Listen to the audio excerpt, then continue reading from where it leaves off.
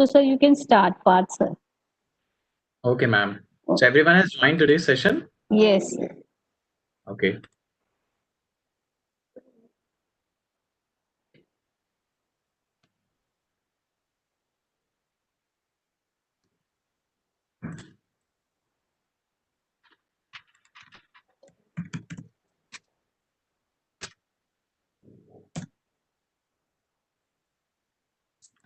So I'll just start sharing my screen.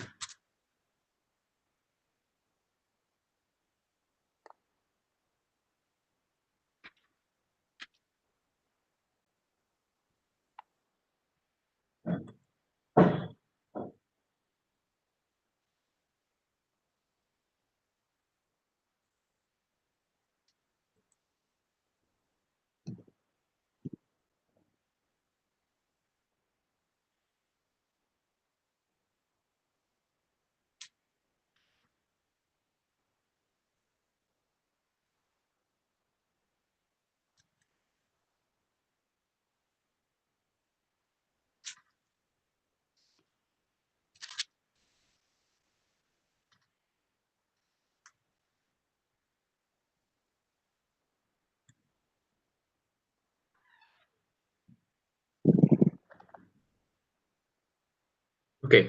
So today, I'm sure everyone can see my screen. So today is Yes. the last day of this 1 week program on faculty development. And majorly, we have covered a lot of topics that includes use of ICT for creating content, more specifically, and of course for delivering those content. This majorly was FDP was divided into two slots. We started with uncovering the application, the use of Microsoft 365, and when we went on how to record videos, how to implement those tools, techniques to create content. And then the second part was majorly focused on delivering it with the help of Google Classroom, with the help of Google apps like Google Doc, Google Slides, Google Sheet, all these things. Now, yesterday we have seen like how different LMS, learning management system work. And when we talk about learning management system, what are the different ways in which we can categorize LMS? It can be on the basis of LMS which are online like Moodle, LMS which can be customized like we are using this LMS eGuru, then the LMS and how they are different from assignments, quizzes. So if you remember the kind of quizzes which we talked about, like how Kahoot can be used, how Microsoft Minecraft can be used for explaining those real world problems into virtual world. So these were the overall objective of it. Now we also went on discussing like how there are different options compared to Google Forms, which are very trendy and easy to interact. Like if you remember those, we discovered about forms, which are in the form of website plugins. Okay, so those are automated online plugins which we can use. Like for taking feedback, survey, quizzes, assignments, we have Survey Monkey. Anyone can use it free of cost. Then we talked about how you can use different kind of forms in the way you can take assessment. So this was the overall objective of it. Now we also touched upon how we can generate certificate. Okay, how these things can be done. Now let's talk about if I want to create an awareness about a subject, about the college initiative on social media, especially on YouTube. Okay, so how to go live on YouTube, how to create an account on YouTube, what are the things that we should be doing. Now it's not only about YouTube. In fact, if you want to go live on LinkedIn, because LinkedIn is considered as professional way of interacting with students or maybe stakeholders in industry. So how we can go live on LinkedIn, how we can post content on LinkedIn, which is equally good. So this is the overall objective of today's session. And the rest we can have question and answers on whatever you want to ask on the topics, whatever we have covered. So this is the overall objective. And we'll some figure out what are the tools which can be used, okay, for again delivering these things. Okay, how to have YouTube live streaming with the help of uh, Zoom sessions, how we can go live, and some other tools which can be used. Okay, so this is the overall objective of this session. Now if I talk about let me just pull up my OneNote, so that whatever I would be discussing, I would be writing it down. Okay, what are the steps, series of steps, and you can refer to those series of steps. Now, let me ask everyone who are who are listening to me today, how many of you are having YouTube accounts? Like, how many of you already have YouTube account? You can let me know in chat section if you have YouTube accounts.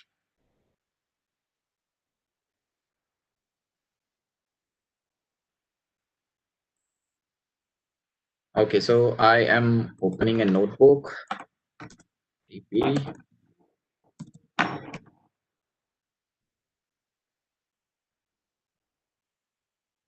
Okay, so for making a small note for what I am doing, so this is final day of FDP on ICT tools. Okay, so I'm just writing in short what is the overall objective.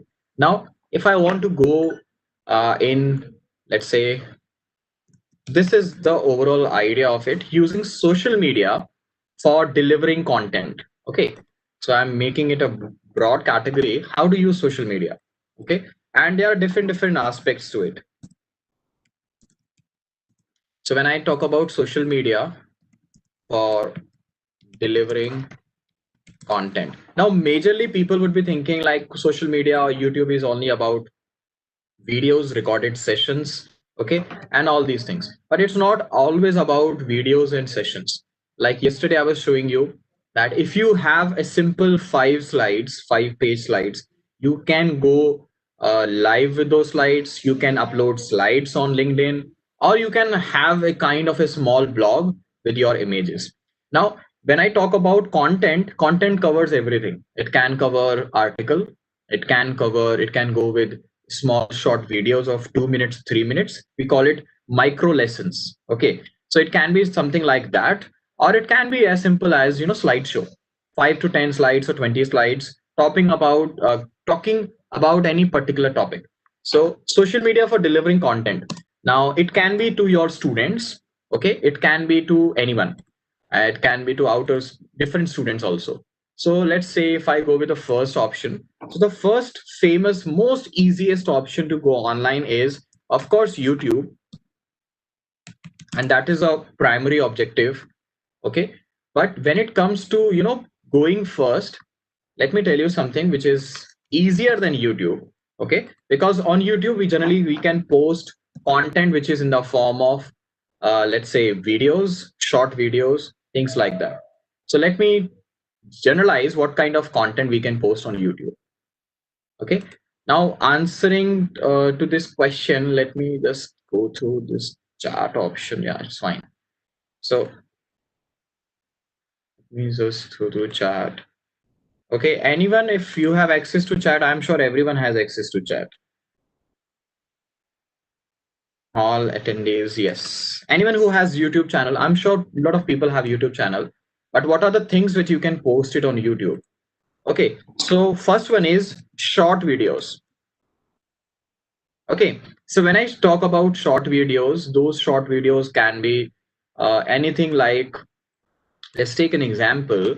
It can be a 1 minute video, and that 1 minute video can be a screen recording, or it can be a recording like this. Okay, you coming live with your OBS and you are recording with the help of webcam.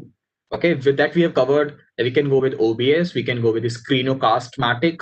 Okay, there are a lot of tools. There are tools like Loom. Okay, we can record ourselves from the phone or maybe from the laptop in whatever way you're comfortable, and you can discuss about any topic like it can be any topic related to subject or any general topic about what are the strategies, what are the current trending things. So when we talk about short videos, the short videos are majorly related part of micro learning. Okay, so when I say micro learning, it can be a small topic and it can be series of subtopics that we are planning. So let's say if I'm planning a micro learning session on knowing more about WebEx, or knowing more about Google Workplace, or it can be how to start your blogging. So there are 5 videos for it, and those 5 videos are of 2 minutes. So this is micro learning. But generally, people want something out of that video. There should be some learning out of video. So there comes videos which are in the form of lessons. Okay. So when you talk about lesson, let me just lesson based, or it can be chapter based. Okay. So chapter based videos. Now let's take an example. My topic is blogging. Okay. And with blogging, I want to explain, I want to cover 5 points in blogging. Subject based blogs, scenario based blogs, product based blogs, services based blogs. Okay. Now I want to cover any one topic, and I want to cover 4 chapters in it. First chapter, how it can be sub part of your overall theory content that you are covering. Okay. So these are 2 categories, and then there can be third category with which generally is not preferred for few people who are doing it for the first time, and those are big sessions. Okay. Which are lectures. Okay. Now when I talk about lectures, I'm talking with respect to lectures, okay, with covering topics or chapters or whatever it is. So lectures are generally for, let's say, 45 minutes. Okay. It is not preferred until and unless you have a good you have a target audience. So let's take an example. I have a target audience, and tomorrow I want to tell everyone that, okay, by 12 o'clock I am going to upload a lecture. Now 45 minutes of lecture makes sense for them, but if I'm uploading a random video talking about some topics, so no one will spend 45 minutes watching to your video without knowing what is the purpose of that video. So the first thing when you talk about YouTube live streaming is deciding the content, okay, and the type of videos. These are 3 things which you can plan. And when you plan these 3 things, it is very easy to plan other things also. Okay. So this one, first one is YouTube. But generally people think that YouTube is the only way to go live. But you can go live on Facebook. Okay. And apart from Facebook, you can go live on LinkedIn. Of course, you need to have a LinkedIn account. Okay. And when you are going live on LinkedIn, you don't have to literally present a slideshow. Slideshow is just for helping the presenter. Most of the cases, when you go live on Facebook and LinkedIn, it is just like you talking in front of your cell phones, and maybe majorly mobile phones, smartphones, and in some cases it can be laptop. So right now, if I want to go live on Facebook, I'll just select the Facebook live option. I'll go live, and all the people who are using Facebook will get a notification this user is live. Or you can plan in advance. Example, every Monday morning 11 o'clock, I would be coming live. I remember there are a lot of motivators, good public speakers. They have a set pattern of every Friday 8 o'clock in the evening they are live, and they are having Q&A. So this is very important.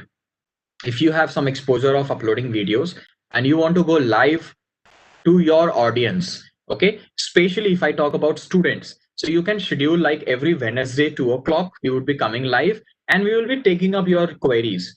So the benefit of going live on YouTube or Facebook or LinkedIn is you don't have to worry about the restriction part. Who is the presenter, who is the audience, are they allowed to do anything or not?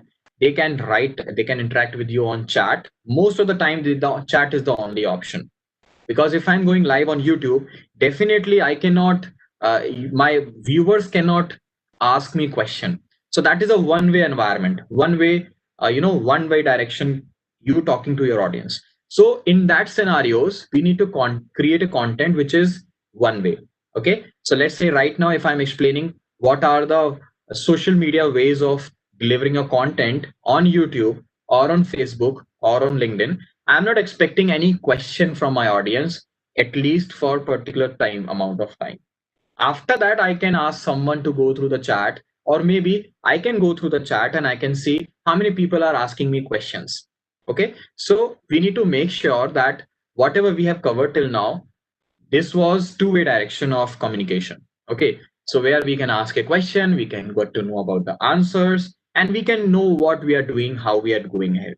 But when you go live on YouTube, when you go live on Facebook, when you go live on LinkedIn, 90% of the time it is a one-way direction. 10% of the time you can ask your audience to post your queries on chat, which you will answer either at the end of your session, or you will answer those query after the live session ends. Okay, maybe in the coming week. Okay, maybe in the next, before going live again for the next week. So this is the overall architecture, how we go live on social media.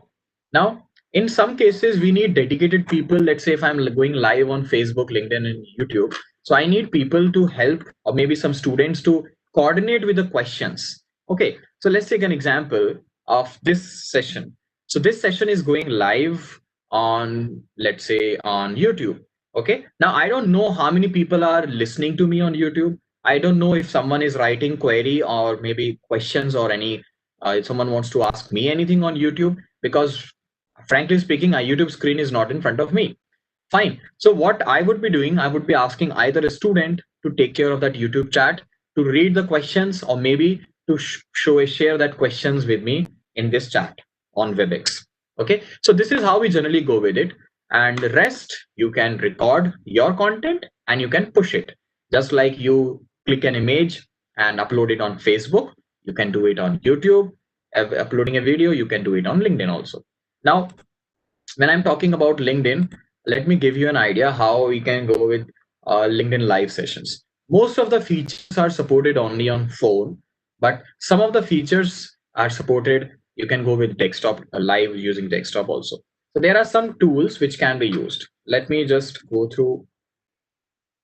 So if I go to my LinkedIn account, and this live option is always preferred when you have minimum audience base, which who are listening to you. Okay, so let's say I've created a post, and there people are listening to me. So let's say if there are people who are following me, and I have been promoting that Saturday morning I would be going live, or Monday morning I would be uploading it. So this is how we can go. So let's take an example. If I go to my LinkedIn, okay, I personally prefer LinkedIn because as a educator, LinkedIn is the right platform to share your skills. Okay, but if your audience knows you, if your class students already knows you that okay, I want to attend his or her channel, you can always go with YouTube also. So now there you can see, I can either I can upload a photograph, or I can upload a video that I have recorded, or I can schedule an event. Now this event will help you in understanding the awareness, in creating a kind of awareness to everyone on your LinkedIn account. Okay, that Mr. Parth is going live on 31st, and he will talk about what are the different Microsoft and Google initiatives, certifications, which every faculty can opt for.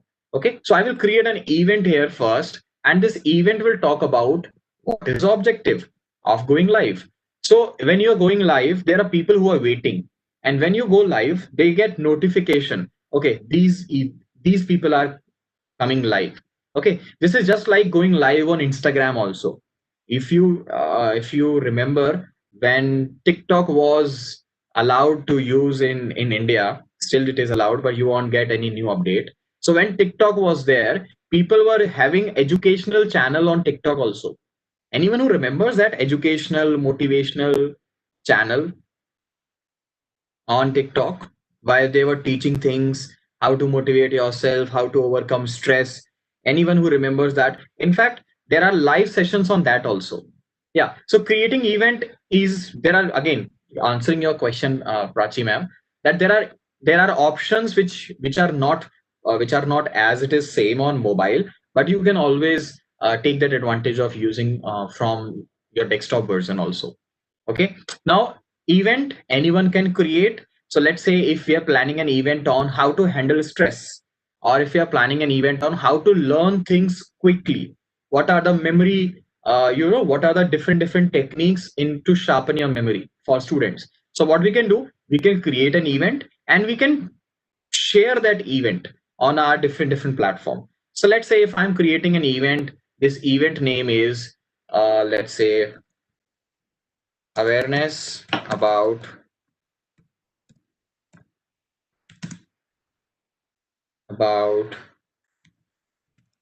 technical skills for non-technical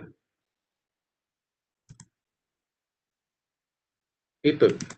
Okay, so it can be anything. It can be awareness about technical skills for non-technical people, or it can be awareness about soft skill for technical people, whatever it is. Okay, so is this an online event? Now you can see here, this is showing you that this is an online event. So it means I'm not talking about an event where you have to travel, you have to come.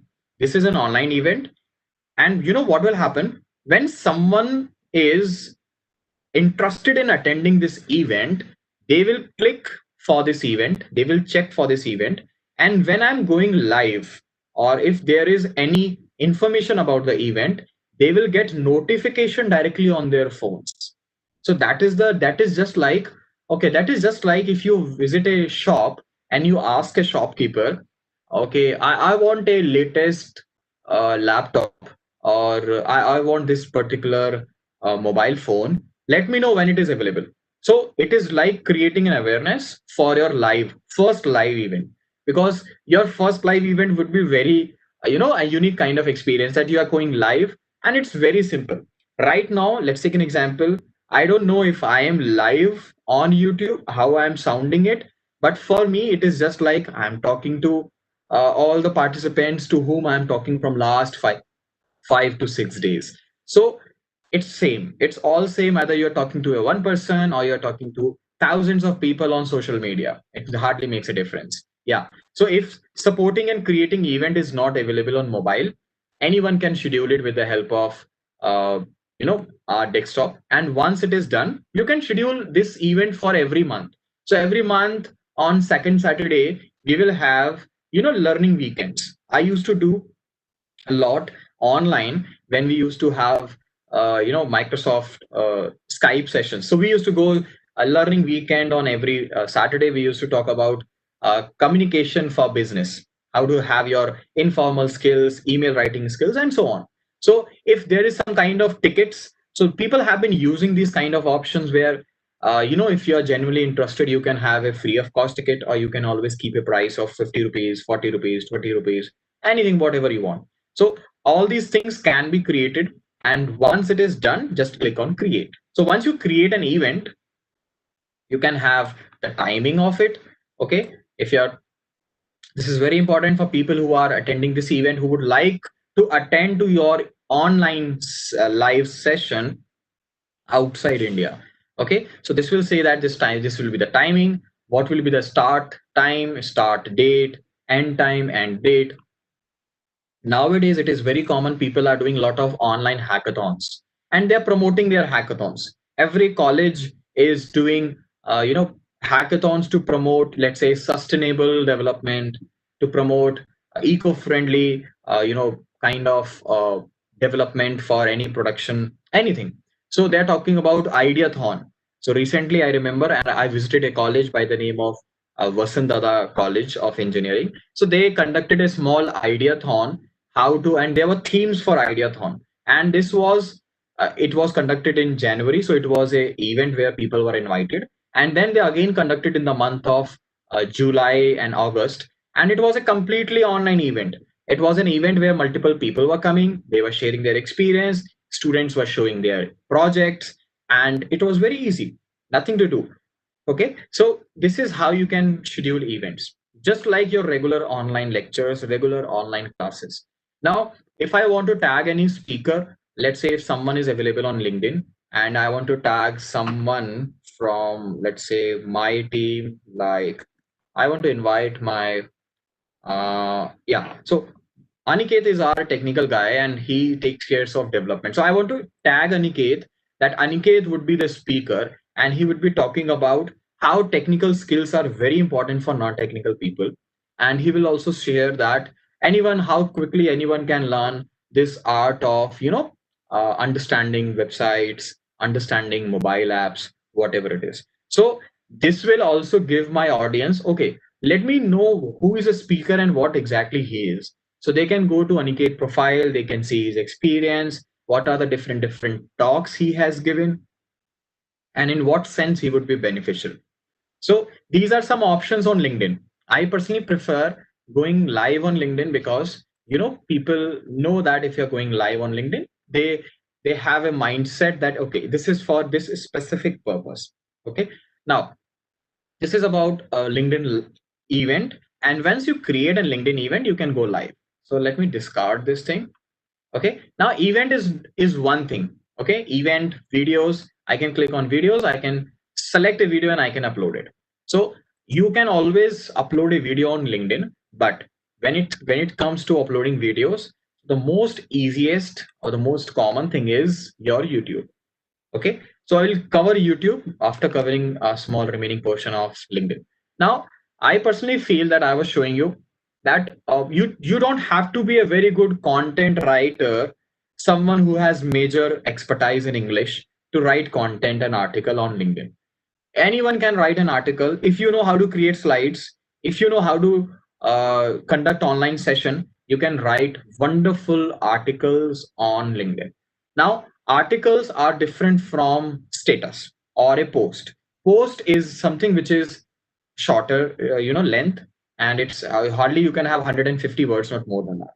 But if I'm writing something which is big, I can write an article. So let's say I want to write an article on new education policy 2021, and what teachers should be doing right away from November and December if they want to make them comfortable of new education policy. So in that case, I can write a 500 words of article talking about what can be the challenges, what are the things that teachers have to do in order to make them comfortable, and how you can plan your calendar, your overall year calendar, in terms of scheduling, regional FDPs, state level FDPs, national level faculty development programs, and international FDPs, as well as how you can ask corporates to conduct symposium in your campus, so as there are more of exchange of ideas among corporates, college audience, students, and people who are representing industry. Okay, so in this way you can share your views on just an article of 500 words will do the justice. And this article you can also talk about on what days, on what schedule you come live online. So these all things is just like branding yourself as a expert of that particular domain, and then delivering, sharing your ideas on it. So this is one way of it. You have a lot of formatting option when you're writing it. You can see I'm not a very avid writer or reader, but I've written a small article on how to win your first hackathon, and those articles were just form of content, how we can go with it. So these are general takes on it. And if I go with this, let me just share about how was the article written. And there is simple, the way you write a blog, you can simply go with an article. So if I cross check, just share you how we are writing an article. So this is about, yeah, so this is the article that I have written in the month of, I'm sure in the month of 9 months back, almost in the month of January. So this article was how to win your first hackathon in 2020. Okay, so 2020 has been a year which will be remembered for a lot of things, in which one of the thing is hackathon. And hackathons are nothing, just a event for finding solutions. Okay, it can be a technical, most of the time it is technical, and some of the time it is not technical also. So this was my event, and if I click on this, so this article was written, and this is just like writing a blog, a much more interesting way of writing a blog. So how to do it, these are the pointers, and how we are implementing it. After this point, you can ask any question about it. Okay, and then this is about you.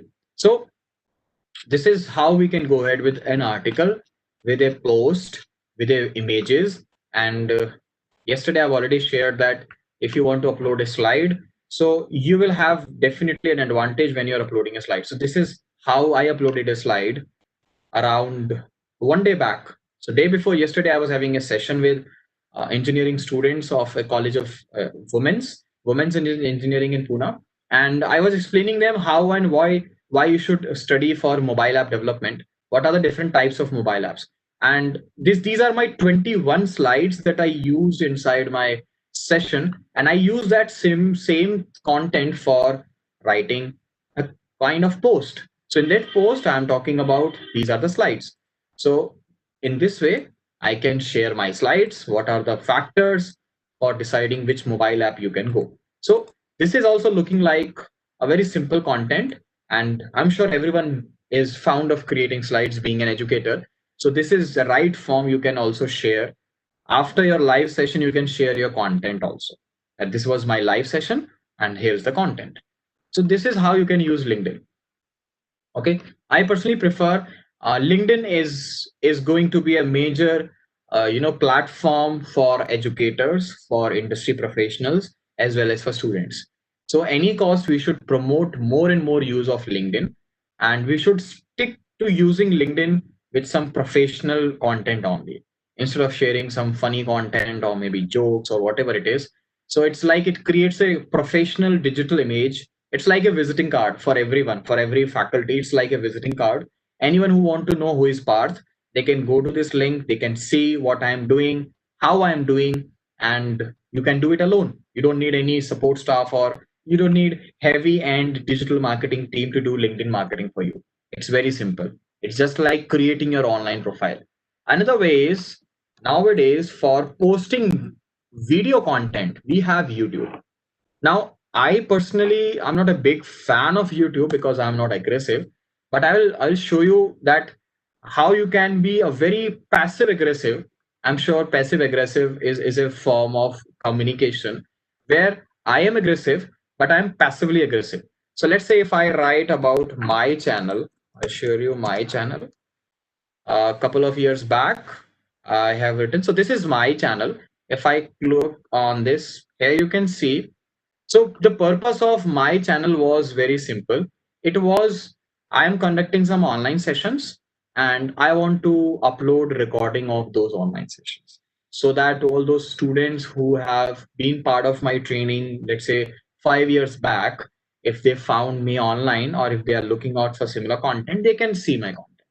Now, initially, the purpose of a YouTube was totally different. Initially, it was, I'll share you. Initially, it was more of promoting my live sessions. Okay, let's say promoting sessions for digital marketing, promoting sessions for cloud computing, okay, and promoting sessions like what we do, how we do. But slowly and steadily, people are promoting their knowledge also, and they are uploading those videos. So one way of doing it, you record a video using any of the tool what we have covered, and then you can upload it. Now, you don't have to do anything formal in creating a YouTube channel. You just need to have a Gmail account, go to your YouTube section and create an account. So let me share you how we do that. Okay, so this is my channel. So if I click on videos, and now these are my videos. Out of that, there is one video which I have used extensively over last 3 years. And if you see, I'm just showing you. The purpose of this video is very simple. The purpose of this video is to help students how to download your Microsoft certificate. And this video was created because I was tired of sharing my videos on WhatsApp. I don't wanted to share my videos on WhatsApp. Okay. Or I was tired of sharing steps. I was tired of sharing mail, because a video is very helpful. People can play it on mobile, people can play it on YouTube, and you can easily see what you are supposed to do. So what I in August 25, 2017, and around 3 years back, exact 3 years, 1 month back, I went on creating a very simple video. And that video was majorly how to download your Microsoft certificate when you have appeared for the exam. And the idea was, this video can be shared to any number of people if they are facing any issue, because this was a very problematic task for everyone, that they have completed the exam, they have cleared the exam, but they don't know how to download certificates. And apart from certificates, what are the different things that they can take? Okay, and they can download. So what I went on doing, I recorded a very small video of 4 minutes 30 seconds. And this video, if you see, let me know if it is audible. Welcome to this video tutorial on downloading Microsoft certificate. Now what you need to understand is, before downloading the certificate, you need to have following details in your hand: certificate, username and password, and registered email address. Now here you can see I'm not sharing my face, neither I'm streaming live. This is a very simple video recorded using Screenocastmatic. Here you can see the name of Screenocastmatic, and I'm using simple slides because the content was more important than the animation effects and whatever it is. So nobody has ever shared me that probably a very good video, your video is not good because you might have used an animation. People are not concerned about animation. We are not promoting a brand. What we are promoting as an educator is, there is a problem and you are facing the problem. You can get a solution if you see my video for 4 minutes. So instead of going through articles, instead of searching on Google, watch my video for 4 minutes, and for rest of your life you will know the procedure for downloading your certificate from this thing. So in this video I'm just explaining, I'll just quickly go through it. Now while explaining things, since this I was explaining my personal account, there were username, there were password. So here you can see I have blur the area because I don't want my personal details, like where I stay, what is my personal mobile number, what is my in some cases what are other details apart from my email ID. Okay, so I have blurred this area using the same tool Screenocastmatic, and there are blurring areas for YouTube also when you upload a video. I'll explain you how we do that. Okay, so this blurring area is for my personal marks, credentials, years, if I don't want to share it. And then I'm using highlighted option, and this is how of this certificate, A4, B5 or standard size, and then I can download this thing by clicking here. Okay, so this is how we download certificate from certificate profile. Similarly, we can also download. Now the another important thing is, this video has been watched by almost 11,000 people, and I seriously felt very relaxed that finally I have a content. If anybody is facing, okay, if anybody is facing an issue with any topic, I can right away still if someone asks me how to download my certificate, I always share the same video, and the people are also sharing this video among their circle. So the point, the most biggest advantage of YouTube is, once you record a session, your session remains there, and you can use it as a a prerequisite. So let's take an example. I'm a math teacher, and I'm talking about area of circle. And when I'm talking about area of circle, I want everyone to know what is area of rectangle, or what are sides, or what are constant, what is the meaning of pi. So I can record a short video for 2-3 minutes. It can be with the help of slides, it can be with going live, and then I can share to my audience, okay, these are the 3 videos that you have to watch, and then join my session 2 days, or maybe on 30th or 31st. And this way you can use your video content as a library for sharing your uh, for that, so that everyone is on the same page. You don't have to start differently for different people. Okay, so this prerequisite thing is personally I feel is very important. Now if I want to see, let's say if I'm having a YouTube channel and I want to analyze how many people are watching my videos, from where they are watching, or what are the types of audience type, like which age group they are watching. So I'm just explaining you some basics of video analytics. Okay, so let's take an example why I always say that we should never record a video for 50, 20, 30, 45 minutes, especially when you are new to YouTube videos. There is a reason for that, and I'll show you that reason with the help of these things. So let's take an example. If I want to analyze, if I'm uploaded something on YouTube and I want to analyze what kind of audience is watching my video, or from where they're coming. So there you can see, when we talk about audience, so in last 48 hours, 20 people have seen my videos, and all these 20 people, 85% of the time, people are searching the content on YouTube. So the Second advantage of YouTube is when somebody wants to understand an online session, when somebody wants to online understand some topic, they will always search it on YouTube. They will never search it for a blog. They will hardly search it for something like slide until and unless they are presenting it. They will always go for YouTube. So let's say if I want to understand what is the food cycle, okay, and what are herbs, shrubs, and trees, what is the difference between herb, shrubs, and tree? So people, they don't have patience to read to the books or to go through some blogs, especially young age people, okay, into this age bracket of 20 to 20 35. They will always go to YouTube and they will search for some video where they can explain the difference. Okay, so in this way, this is the area where this talk about what are the different viewers, what they have seen, okay, and how many minutes they are spending. Okay, so let's say you recorded a video for 45 minutes and after 15 minutes nobody is watching your video, so it can be seen from here. So it is always recommended to record short videos. It is always recommended to create a plan. Do not create a random video, create a plan. So let's say uh, for motivational learning or maybe for mastering learning, I will record 5 videos. So create a plan for 5 videos and record multiple videos into that plan. So this will give a perspective to the user that this is not the only one video. You can refer to previous videos for knowing more about it. And that's how we create content for the video. Okay, so this is about the details of my videos channel. I'm discussing it here and then I will show you how you can create it. You all can create it.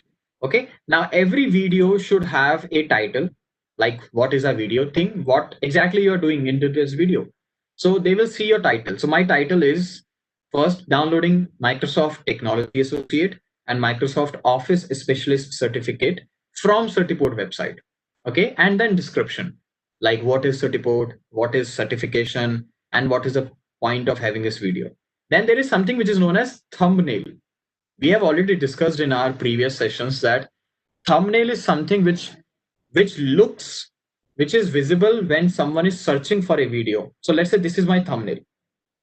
So my thumbnail says that if someone is searching for Microsoft certification or some steps for downloading certification, they will see this thumbnail, and just after seeing the thumbnail they will have this urge to watch this video because this video is talking about Microsoft Technology Associate certification. So we have to be very cautious that your thumbnail should have relevance to your video. It should not be like that you are talking about motivation and then you are showing a thumbnail of meditation, because meditation is totally different and from motivation. So what will happen, people will come to your video and within 5 to 10 seconds they will I go and leave your video. Then there is a playlist series. Now playlist is something which I personally feel everyone should understand first. Now why I was talking about chapter plan, so in my channel there are these playlists. These are playlists on Microsoft webinars. So if there is a webinar based recording, it will be marked under this playlist. Okay, if there is a session on ethical hacking, it will be marked under this playlist.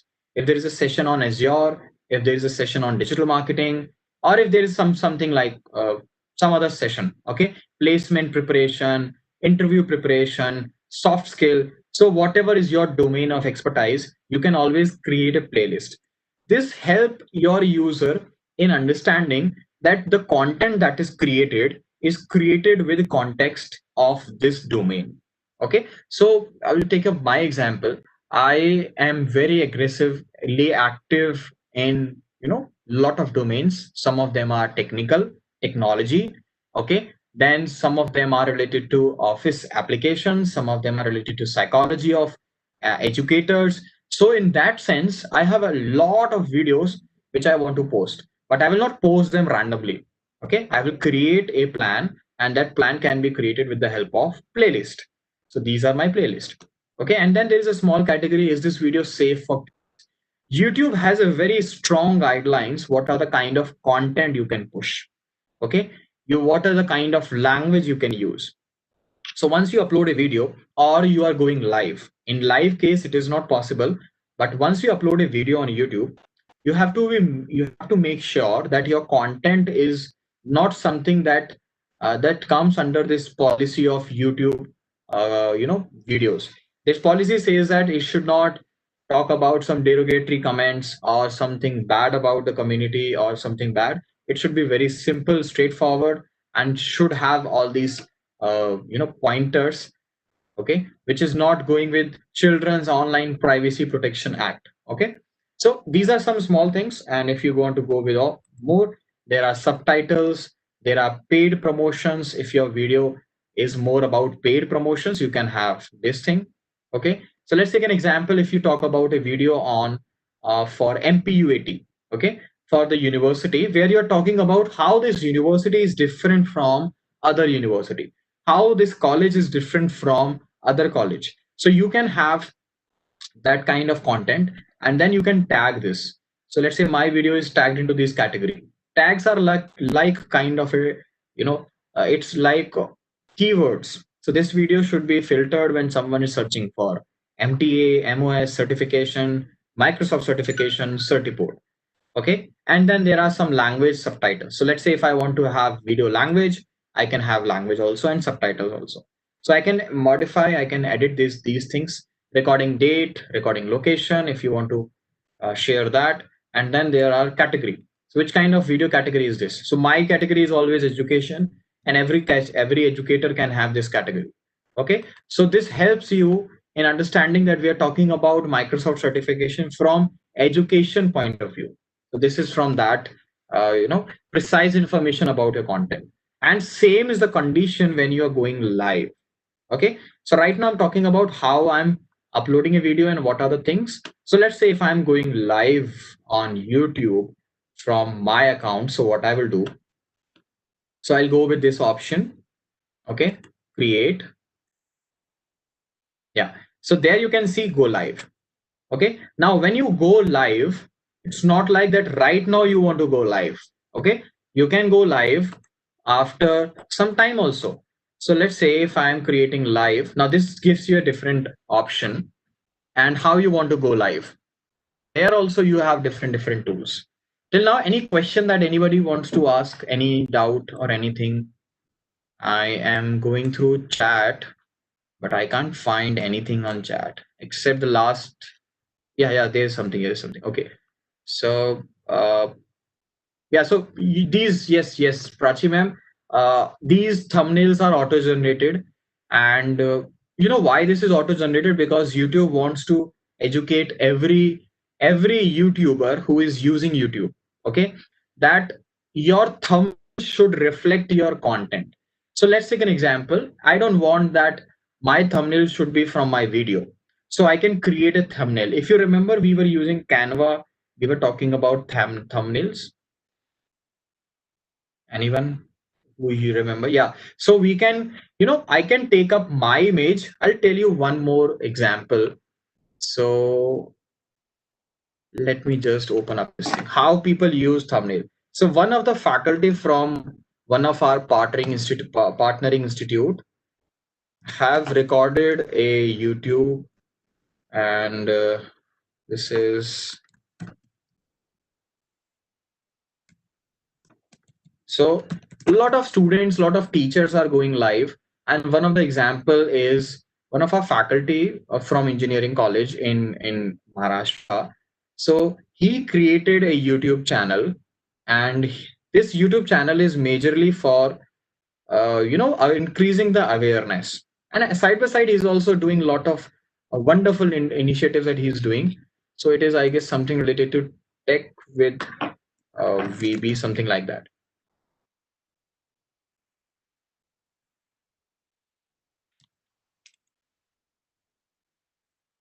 So in this way, I'll just show you what are the different ways in which uh, educators are actually helping students in connecting the same way like how students want.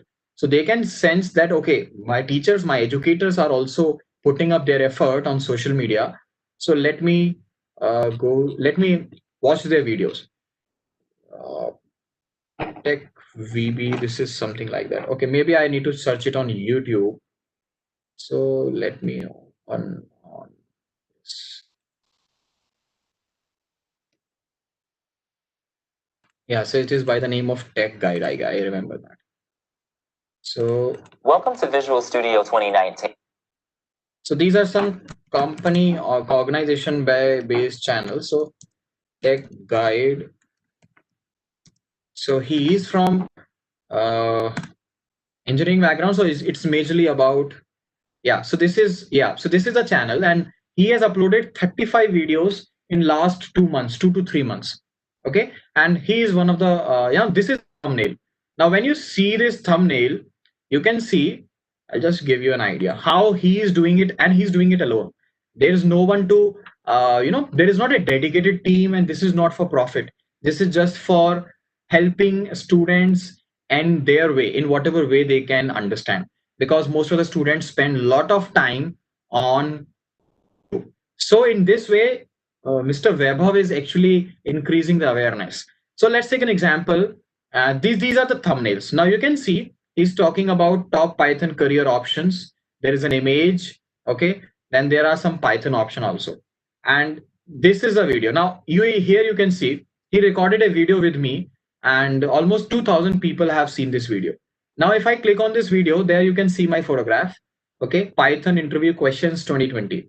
Now if I go with this is a kind of thumbnail.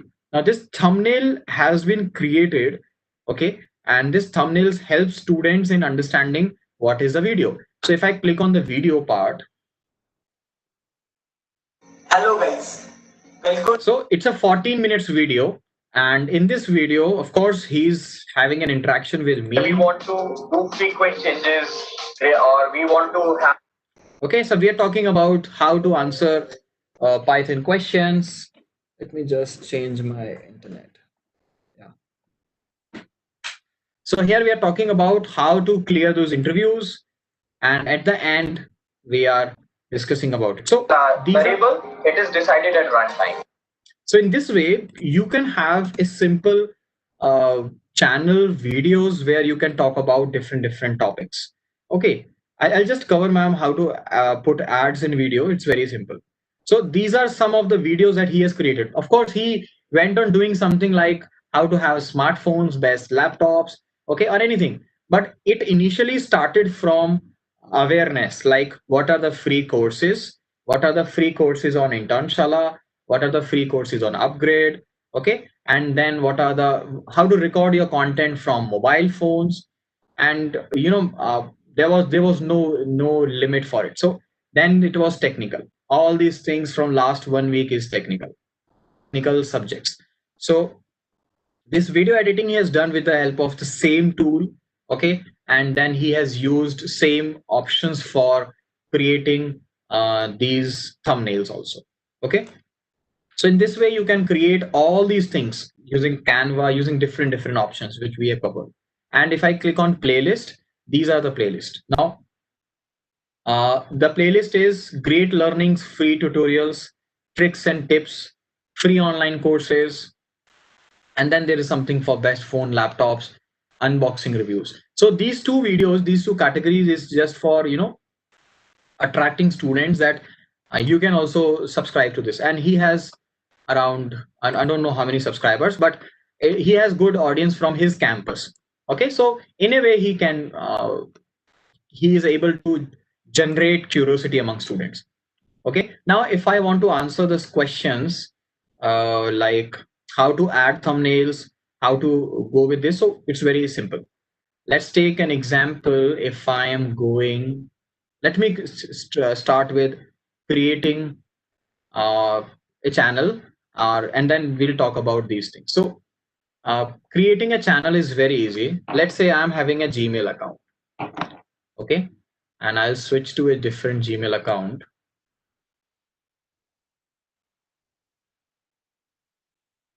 So you can have a channel from your personal Gmail account, or you can have a channel from a specific email account created only for content creation. Okay, so this is my Gmail account, and I'm switching to my kind of an official Gmail, okay, which I generally use for digital marketing, Google Analytics, all these things.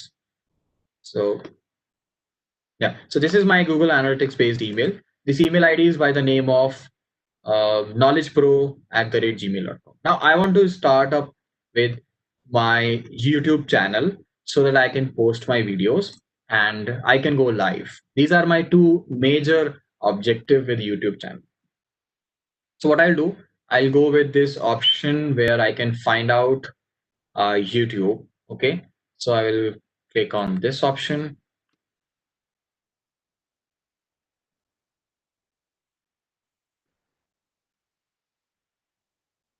Now, so here, if I go online and I just need to check which account I'm using right. If I want to go online here, I will switch to again manage my Google account. And it's a very easy thing to do. I'll go with this account here. Now this is my account. Okay. Now after this, I'll go to YouTube.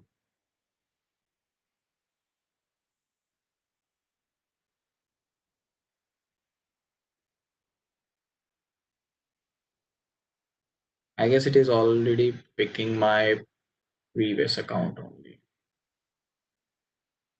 Switch account. Let me switch account. Yeah. So this is my channel. So here you can see there is no channel on it.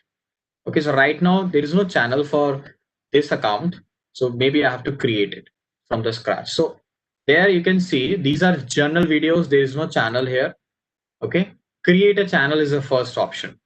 Now, when you go to create a channel, let me just create a channel for you. Now, these are very simple things. It's just like, creating a Facebook account or creating a Twitter account. And people are going live with Twitter feeds also. So what I want to do. So first thing, if you're doing it for the first time, so choose how to create your channel. Use a custom name or use your own name. I always recommend for a educator, for a resource person, technology enthusiast, you should always use your name because your name is your identity. Act compared to something like, compared to something like motivation guru or something like uh, any YouTube channel you might have seen. Okay, there are a lot of plenty of YouTube channels. So if you want to target any particular student audience, then you can say, okay, so let's say programmer geek or technical programmer or your programmer guru, anything, whatever you want. So I always go with knowledge pro this. So I'll always go with this. Select your name, whatever is the name of your account can be your name of the channel. Okay, so this is how my name is, knowledge pro team.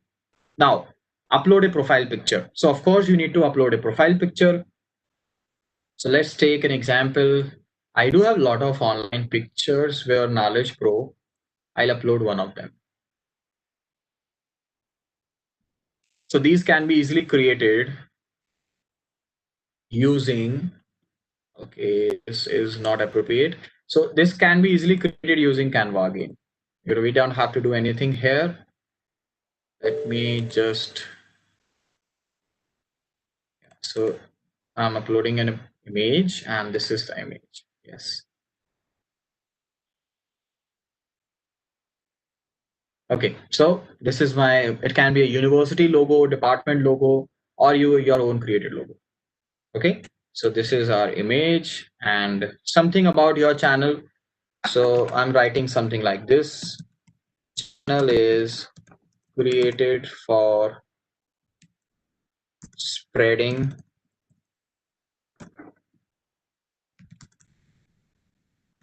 awareness about various initiatives of Knowledge Pro. Okay, so this is about my channel.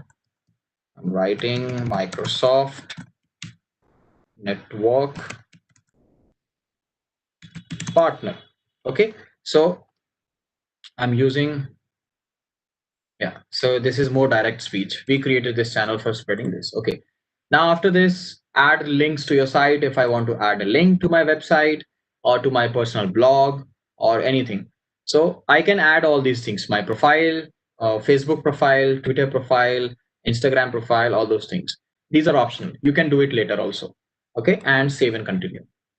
So once your account is created, it means now they will just verify before going live or before uploading videos, are you a genuine user or not? Because in this way, anyone can create an account and they can post anything they want. So before going live, there are few formalities and which you have to do. So right now, this is my channel which is created. In 5 minutes, you can create a channel. Okay. Now, if you want to customize anything, let's say channel page, add, update, or channel banner, anything, go and customize channel.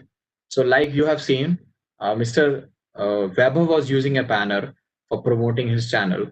You can use a channel for your college also, and you can put a college picture. Okay. Now, these are the things. In fact, working in master YouTube is comparatively easy because you can, yeah. Is it audible to everyone?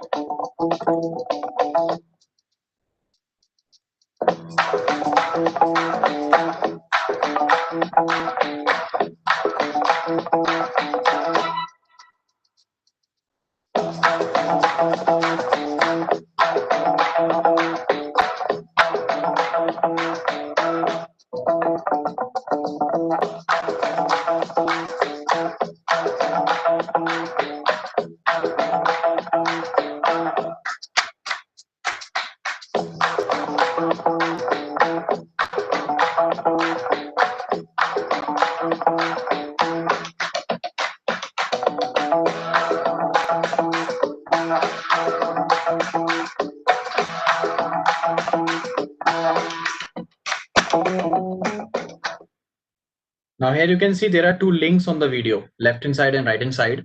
Now these are the links to your upcoming live videos. I'll just give you an idea of it and how to go with this. Just share you. Okay, so this is about my channel.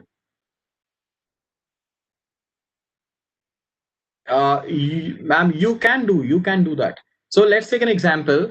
I am uploading. So there is a question by Prachi ma'am. This is about once you uploaded a video, can we change the thumbnails or can we do anything?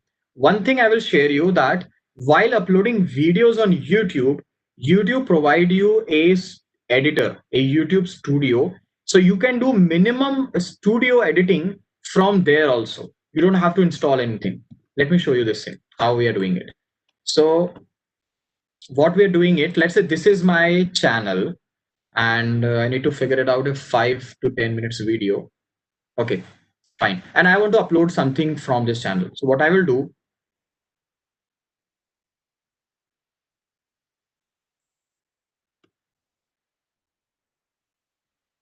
okay.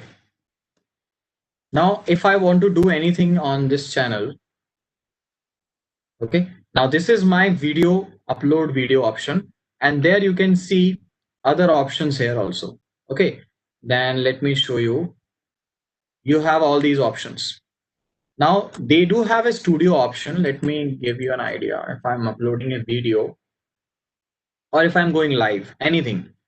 Okay, so uploading video and going live is almost same thing, except there are some conditions and restrictions on going live.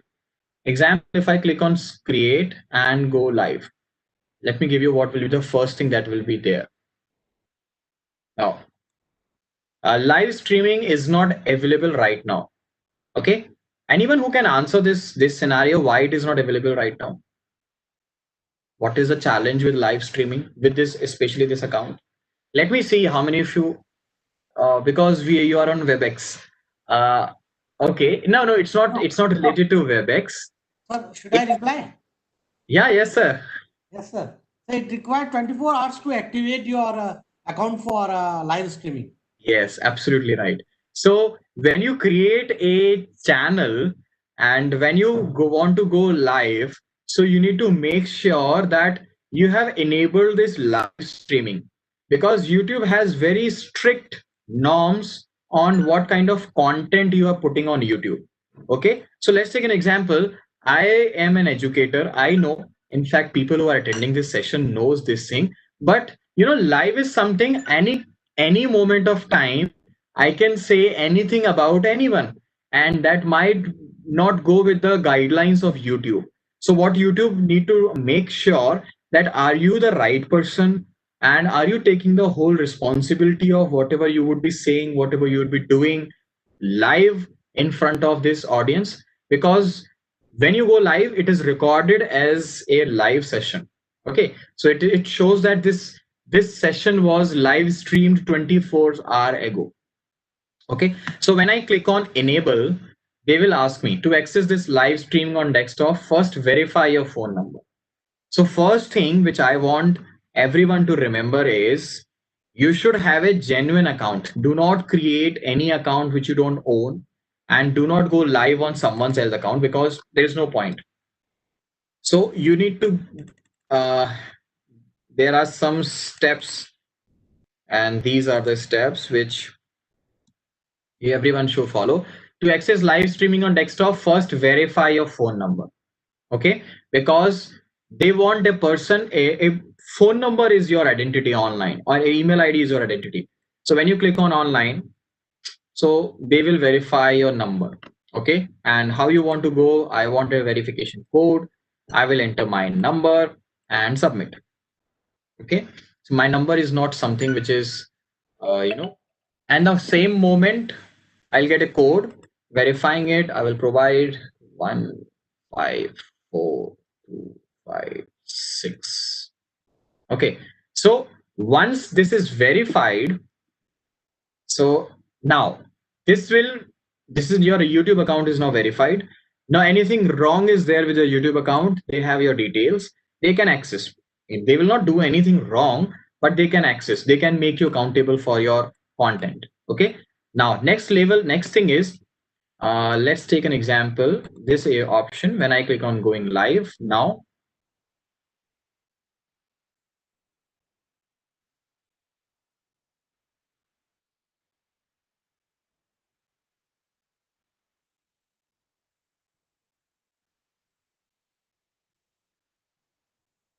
okay, now how I want to go live, of course, as sir was saying, it takes 24 hours. Now why they are taking 24 hours? Because they will see, they will categorize it, and then they will activate your account. Okay, so if anyone reports that this content is inappropriate, this content is not appropriate, maybe you are doing something which community does not like, or people does not like, okay, so they might switch off your live session, or they might turn down this service. Okay, so once it is activated, you can go live instantly within 5 minutes or less than that. You can go live. Now how to go live? Either you can go live with webcam, or you can manage it with some other service. Okay, some other service, like you can connect your YouTube live with Zoom account, or like sir has connected YouTube live with Cisco WebEx. This is how you can do it. So you are teaching your 40-45 students live in the class online, and then there are thousands and lakhs of people who are going through your live recordings whenever they are live on YouTube. So this is one important way. Okay, second way is when we talk about this option. Let's say this was a live option, which is one part of it. Let's say I want to upload a video. Okay, and if I want to upload a video, I can upload it from my system, I can upload it from my drive, or anywhere. Okay, now this is a free YouTube account, so let me check. I do have a lot of videos, but most of them are very lengthy. So yeah, this is a small short video, 1 MB. Okay, so yeah, this was a video that I have created, I guess, last time. Yes, so this was a video that was created using UBS, and go to loop. Okay, captures, no. So this is a video which I want to upload now. Quickly it will upload. In some cases, paid accounts have faster upload. So this was a small video. Now this was the title, so I'm writing a title like testing for FDP. This is my title. I will remove this video. Okay. And then description. Testing. I guess I do have some more videos on recorded using PowerPoint that we have recorded. So we can do that and everyone can do that. Okay. Now testing for FTP. Okay. Now here you can see these are the options of thumbnails. Okay. Now as this is a screen of OBS, do I want to use this as a thumbnail or this as a thumbnail?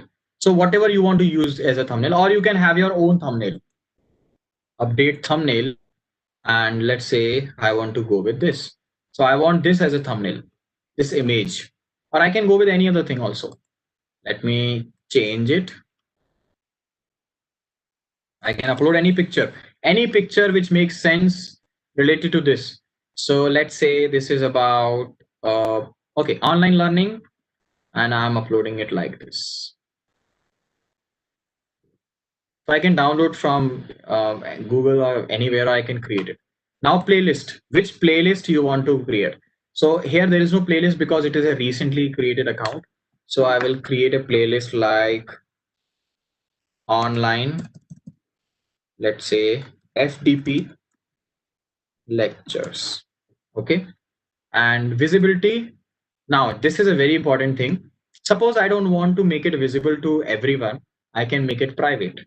Okay, if I want to make it visible to everyone, I can make it public.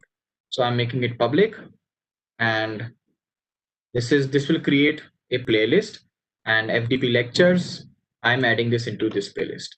Now is this video made for kids? Yes, there is nothing that is not like this, so I can make for kids. Okay, anyone can watch this video. Okay, is there any age restriction if you're uploading a video? No, there is no age restrictions. I'm not using any harsh word, neither I'm talking about something that is not suitable from under 18 category. So no, don't restrict my videos to viewers only 18 plus. Okay, so you can have this thing also. And then do you want paid promotion? Like if you are accepted anything of value from third party to make your video, you must let us know. We will show viewers and message telling them that your video contains paid promotion. It is very important when you're talking about paid promotion, because sometimes people are expecting that you would be talking about some topic and you are discussing about this product, that company, that university, whatever it is. So you can have a paid promotion also. Check it. But I don't have paid promotion. I don't do paid promotion on videos. Then tags. So let's take an example. Tags are nothing but keywords. What are the most frequently used things in your video? So let's say my video is all about FDP, online teaching, comma. So I'm separating each and every keyword with a comma. Okay, this is wrong. So I'll write online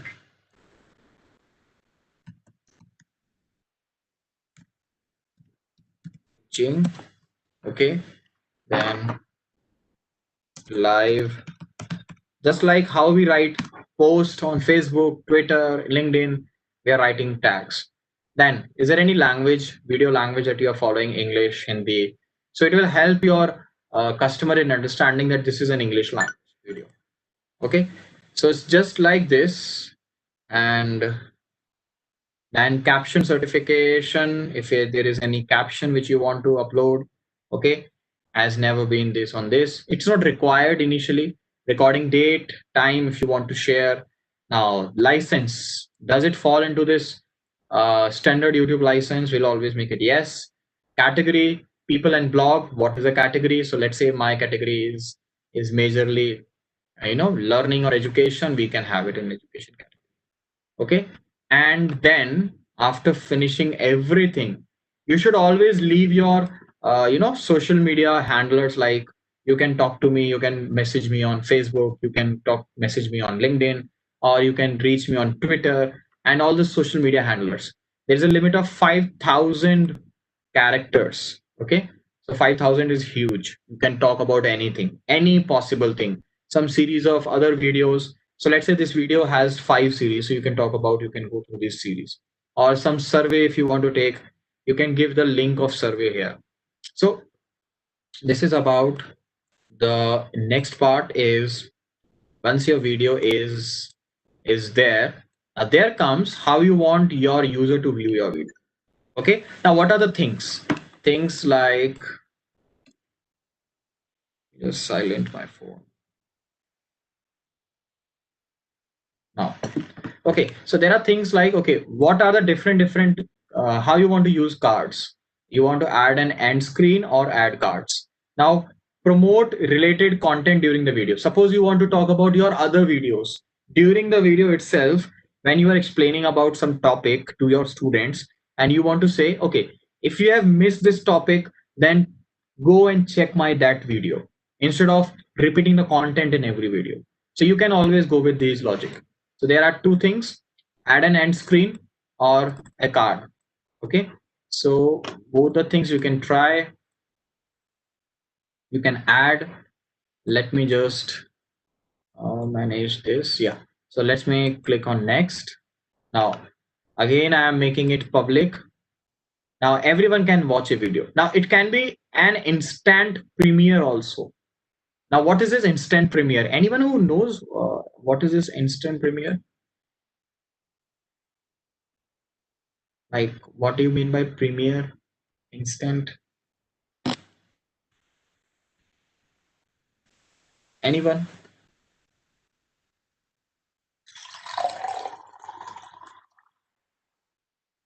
Okay, so I'm assuming that instant premiere is nothing just like you want to do an announcement. Okay, this video, yeah. So it's like on 2nd of November, we will be live at 12 o'clock, or this video will be live at 12 o'clock. Okay, like how all celebrities, all social media influencers are doing it. So similarly, your being a teacher, we can use this as a instant premiere also. Everyone can watch our video at 12 o'clock. So a lot of people are uploading videos, and those videos are very helpful. So if I want to publish this, I'll just click on publish.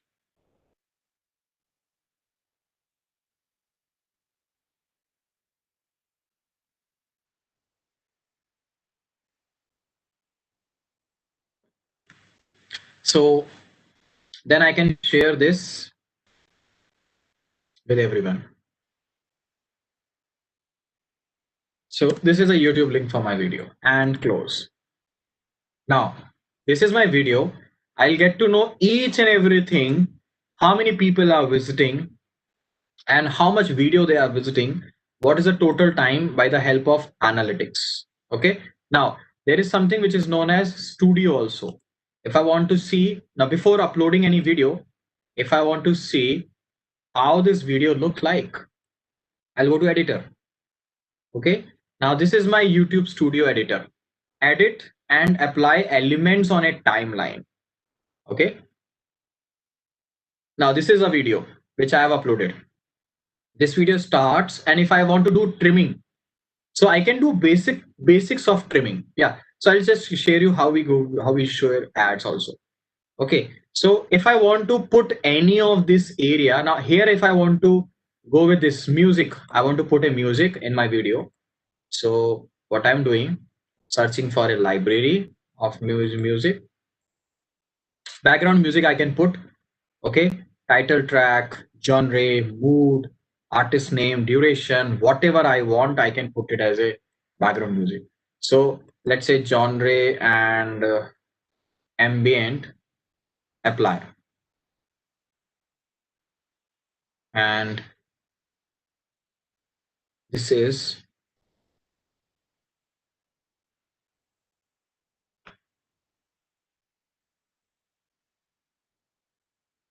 how, if it is audible to everyone. So I'm not doing any mixing or anything. A background music will play and this video will be there. Okay. Similarly, you can have blur if you want to blur any area. Similarly, you can have end screen. Now this is something which you can have in the form of, when my video ends, I want both the options to be displayed. Now similarly, you can also guide like when you want to show the ads. Okay, so YouTube will use that area, that time duration, to show different ads. You will not show ads. YouTube will show ads if number of people are visiting your videos, and if you allow YouTube to use ads. Okay, now if I want to share ad column, so let's say this is my video here, okay, where I'm talking about OBS, and I want to edit or trim anything.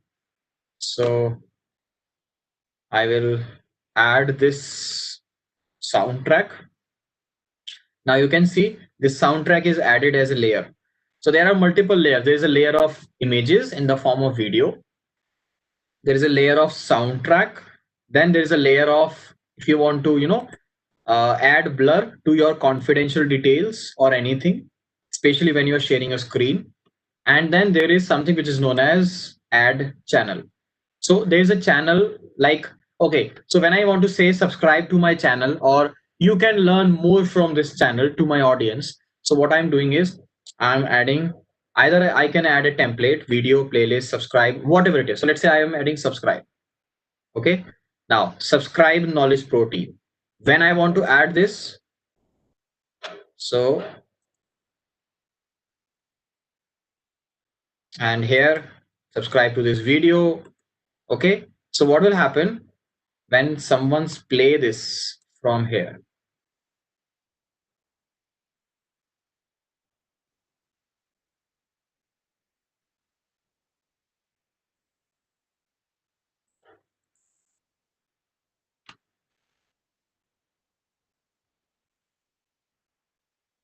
Let me just playlist.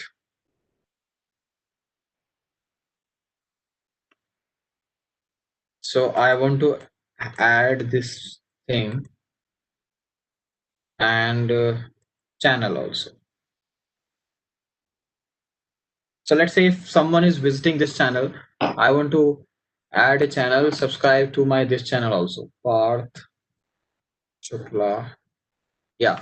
So I want this kind of subscription. Okay. So now here, what will happen when someone is playing this video? It's a very small video. So you must be feeling like I'm explaining you YouTube kind of marketing, but it's not that. It's very basic. Anyone can do. It is just like whatever we have been doing, the basic simpler version of it. So I am, let's see, let me check how my video looks like. Okay, from the start.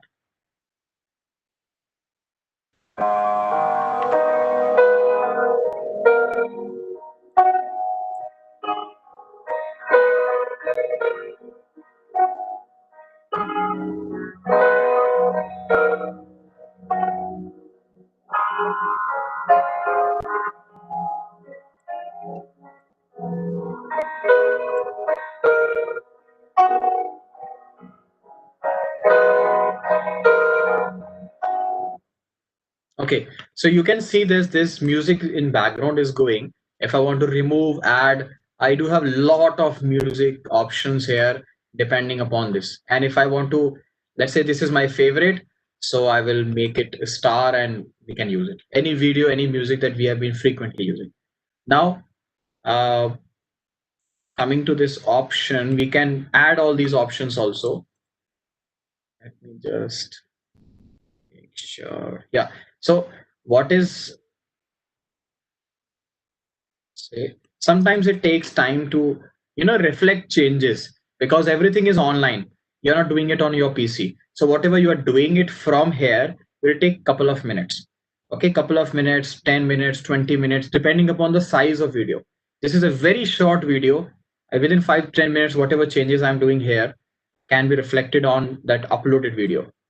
So in this way, you can have editing, basic editing, like these features can be done, trimming can be done, and you can have these options also. Apart from that, if I want to do some changes, let's say I don't want to handle comments. Okay. So let's say I want to, no, I want to save it. So whatever I have done, I will save it and click on save.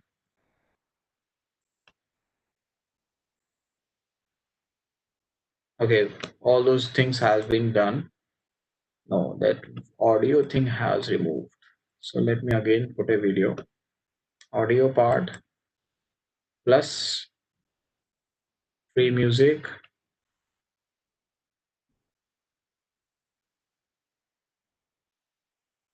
and let's add this. And after this, let's see how does it look like. Let's add this part.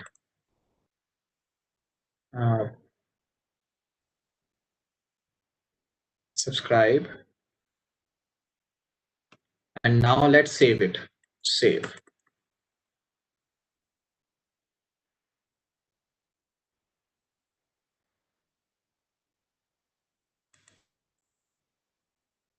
Save as new. You can save as new also. Copy of testing FDP and save as. So you can check both the videos on my channel, on this channel. Okay. Now, once this is done, now I can go to other options. Let's say analytics. How many people are viewing it? Okay. For how much duration they are viewing it? Are they writing any content? Are they writing any comment or anything? So we can interact via comment also.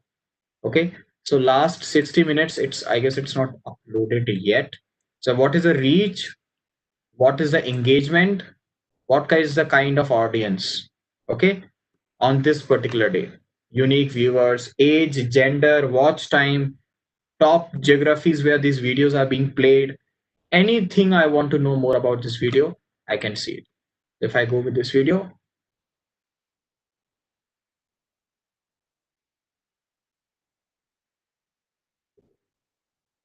okay, so I have not made those changes. That's why there is no background sound.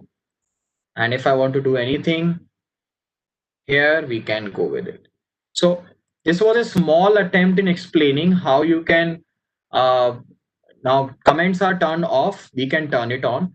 A small option in explaining that how you can go online, have live sessions, have recorded contents online.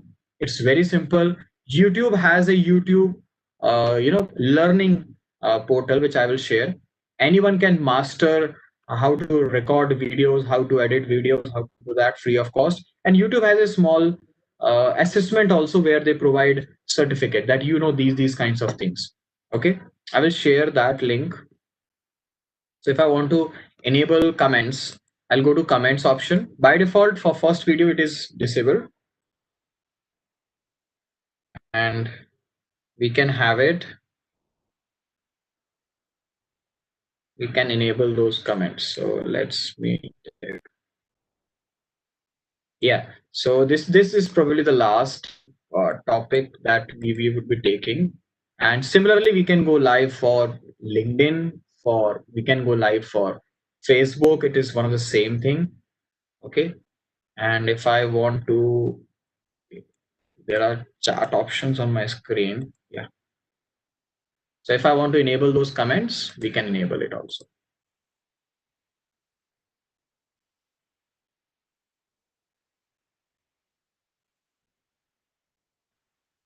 We can go to journal, channels, advanced settings. These are the options which we have already seen.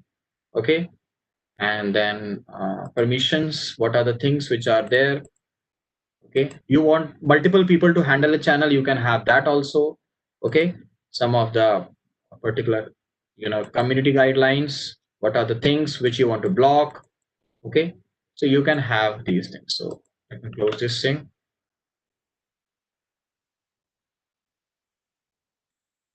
So these are my comments options. Okay, so there are these areas which can be explored. It's very easy, anyone can go through it. Go to settings, we have already seen it. Okay, then subtitles, editors, we have seen it. What are the types of editing options which you can do? Okay, you can add videos, audio, whatever you want to add into it. Analytics, you want to analyze every video about the type of viewers we are using here. Okay, there you can see. Okay, someone has viewed this video for 10 seconds. Then details, you want to change your video details any point of time, you can change thumbnail, you can change anything. So All these things can be changed. Okay. And if you want it to be on standard definition, or it can be on high definition, so whatever you want to do. So similarly, it can be implemented for Facebook Live also. So if you want to go Facebook Live, you can go to Facebook Live option. Okay, so there also it's very simple to go live. You just have to make sure whether you want to show some slides. Majorly people do not show slides, they share their speech or lectures on Facebook Live. So you can go Facebook Live like this. Okay, so these are the areas where your chats would be coming, questions would be coming. You can enable and disable them, that's up to you. You can do it with the help of phone. You can schedule a live stream like this for this particular session, sir. If he wants to schedule a live stream, you can have a live stream also. Okay, or you can have an awareness about anything, or anything like cyber security, or improvement the quality of education, or anything. So trimming, clipping videos, live videos can also be done. Live does not mean that you can't do anything now. You are on live and you can't do anything. So these are the major options. Connecting with different tools. So there are different tools which can help be useful for going live. Okay, so if you have posted something live, you want to edit it, these are the steps which are mentioned here. So Facebook Live guidelines are here. Okay, so that's great.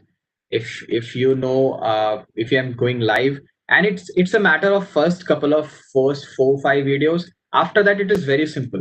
Just like you're talking to your friends on WhatsApp live video call, it is just like that. And it is something which students enjoy, because compared to a normal online lecture on Zoom, WebEx, or Teams, if you are live on Facebook, your student will have a different perception. And of course there are some limitations, because Facebook Live is not very formal, so people might take it, students might take it very lightly. But you can have some activities, majorly activities on Facebook Live or YouTube Live. Those activities can involve anything, demonstrating them some practical about any domain. Okay, like this is how this practical has to be done, this is how like this has to be done. Okay, so you can have a Facebook Live session from college demonstrating some practical, and your students can watch you on Facebook Live and YouTube Live. So these are the options on phone which you can go through, you can find out. Fine. So I wanted to cover, like, it's just a matter of YouTube or Facebook, but you can go live on any platform. There are a lot of platforms for it. Okay, so if you have any question, you can ask me about it. Yeah, so after that we are done with this. If you want to post ads on YouTube, your video should have let me share you good. So usually just define, this is a section where I want ads, and ads will be there on it. I'll share you a link of it. Yeah, so it's a separate thing. I'll share you the link how you can have ads on YouTube ads on YouTube videos. Any questions till now? Anyone who want to ask? We still are left out with 8 minutes. Anything that you want to ask related to it? I'll share you some couple of videos, some material, written material which you can follow. And there is a YouTube Academy. Yeah, this is a very important thing. YouTube Academy. This YouTube Academy is an initiative for increasing awareness on YouTube. Okay.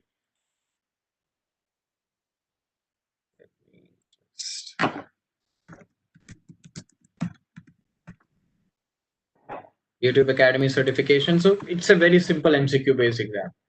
So what you need to do is take YouTube certified courses, YouTube certified program. So small videos you can see here. Yeah, YouTube created Academy, new skills academy. Okay. So I'll share you these links, and these are the options which you can try And most of them certificates, simple certificates, are free of cost until and unless you go for a very high end certification. Okay, so a lot of people are actually going through this.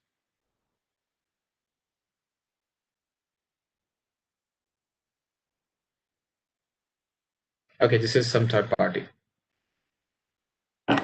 Any questions till now? Anyone who want to ask anything? Any doubt?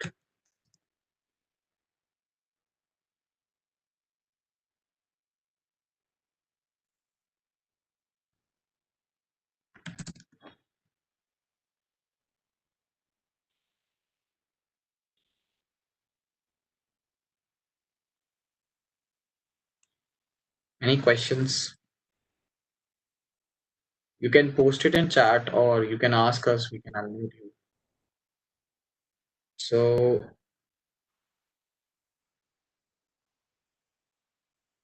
yeah, so this is about channel branding and promotion.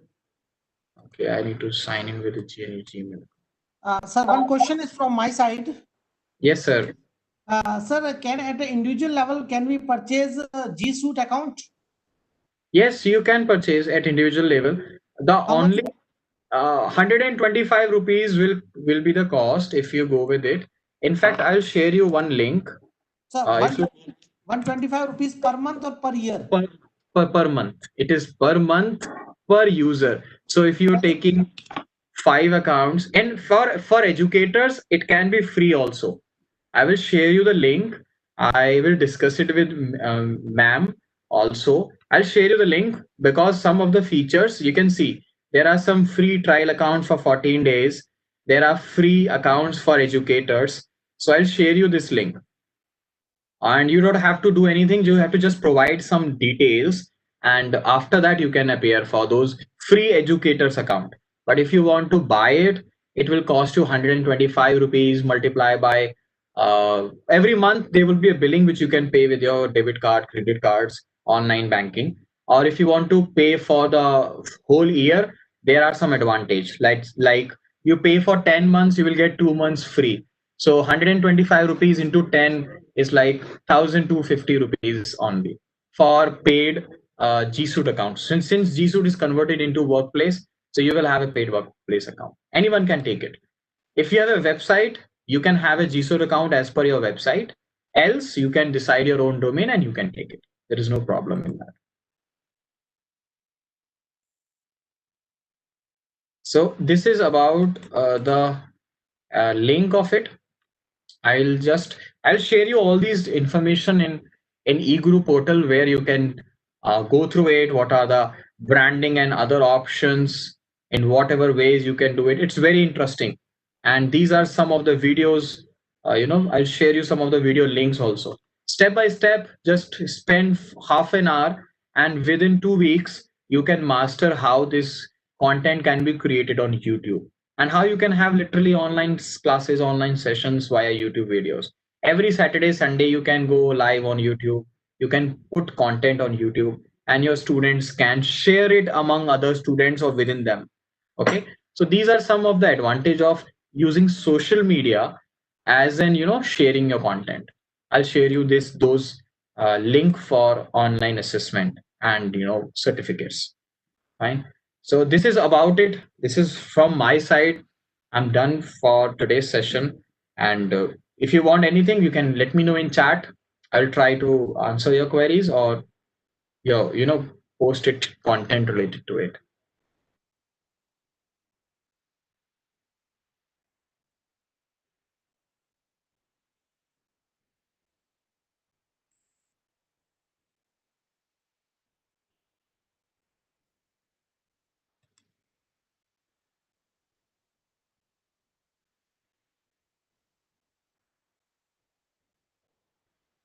So this is the link for Workspace. Okay. And we are partnered with Google Cloud for these subscriptions. So I'll share you the link of that. And Google free Google for educators.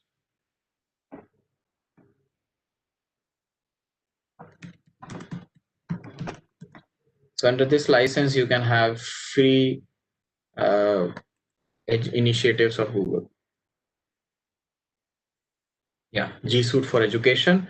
So any education account, if they're registered with Google, they can have free G Suite account.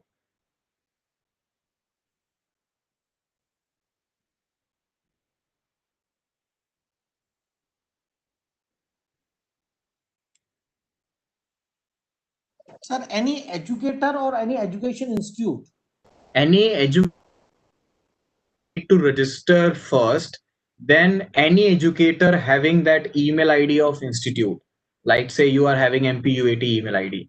If you are having MPUAT email ID at the rate MPUAT and College of Community College of Science, so there you can get free account because your college is registered with Google as an educator, as an educational institution. If it is not registered, we have to first register college, and then every faculty who has college email ID can take all those benefits of Google account. So as a personal educator, you cannot get an Personal, you cannot say. Let's say if I want to associate as an I'm an educator, but I'm not associated with any college, so I cannot do that.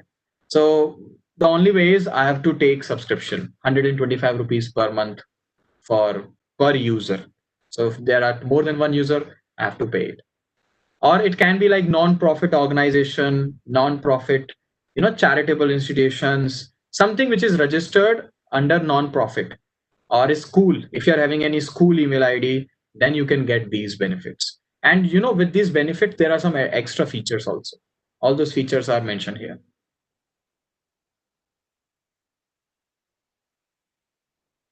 I will forward you the details in WhatsApp group, or maybe I'll coordinate with Meenu ma'am how we can initiate it. In the coming 2 weeks, we'll try to have some free options of Google for every faculty, and you can explore it further. Because Google Workspace and all these Google Classroom has some extra features when you are having G Suite membership or content.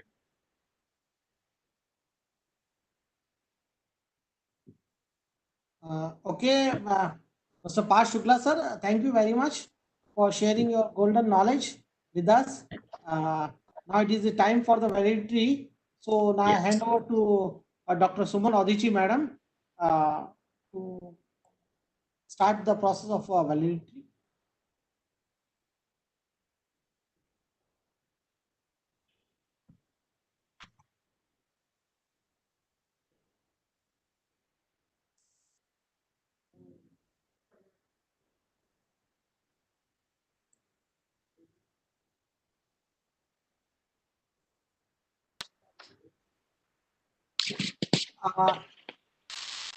Madam, We are, yes, sir. madam, Vice Chancellor has still not joined. Yes, sir. We can wait for him. As soon as he joins the program, we will start. Okay.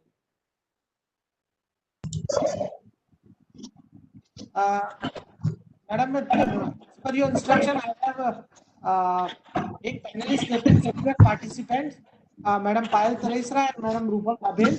So they are already panelists. So from your side, you can tell him to switch on the video whenever desired.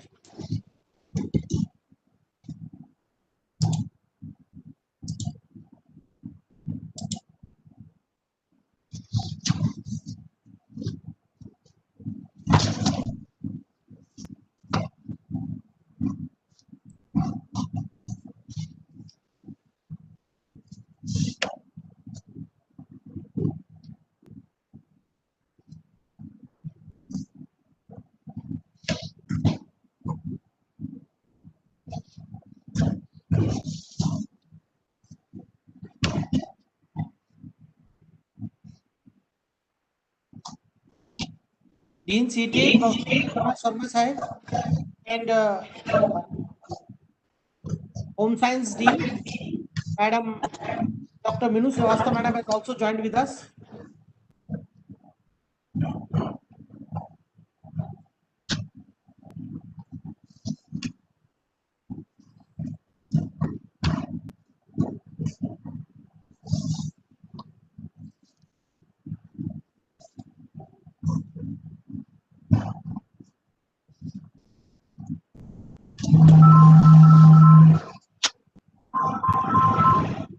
हाँ बस sir join ही कर रहे हैं 2 minute में, ठीक है।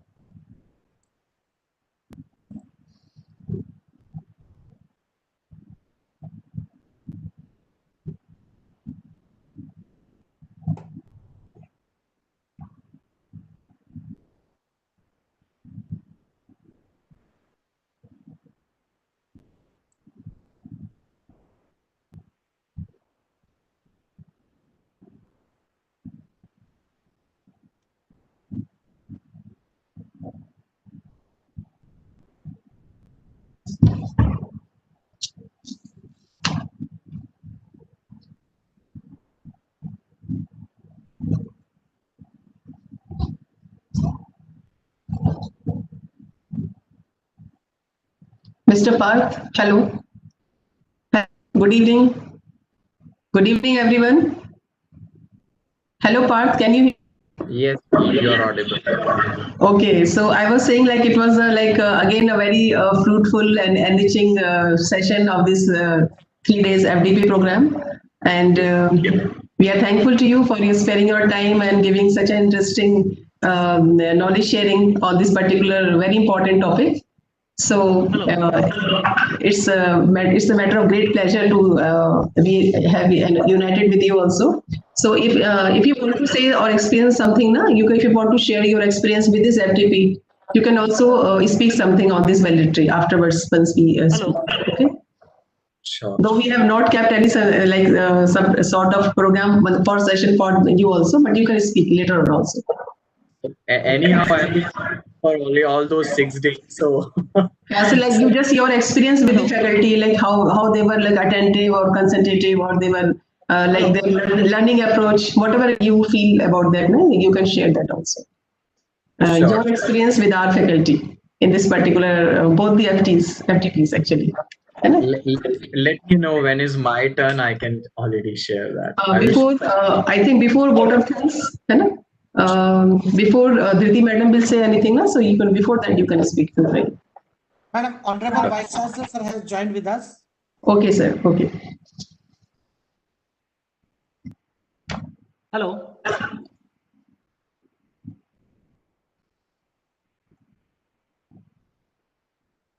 Hello.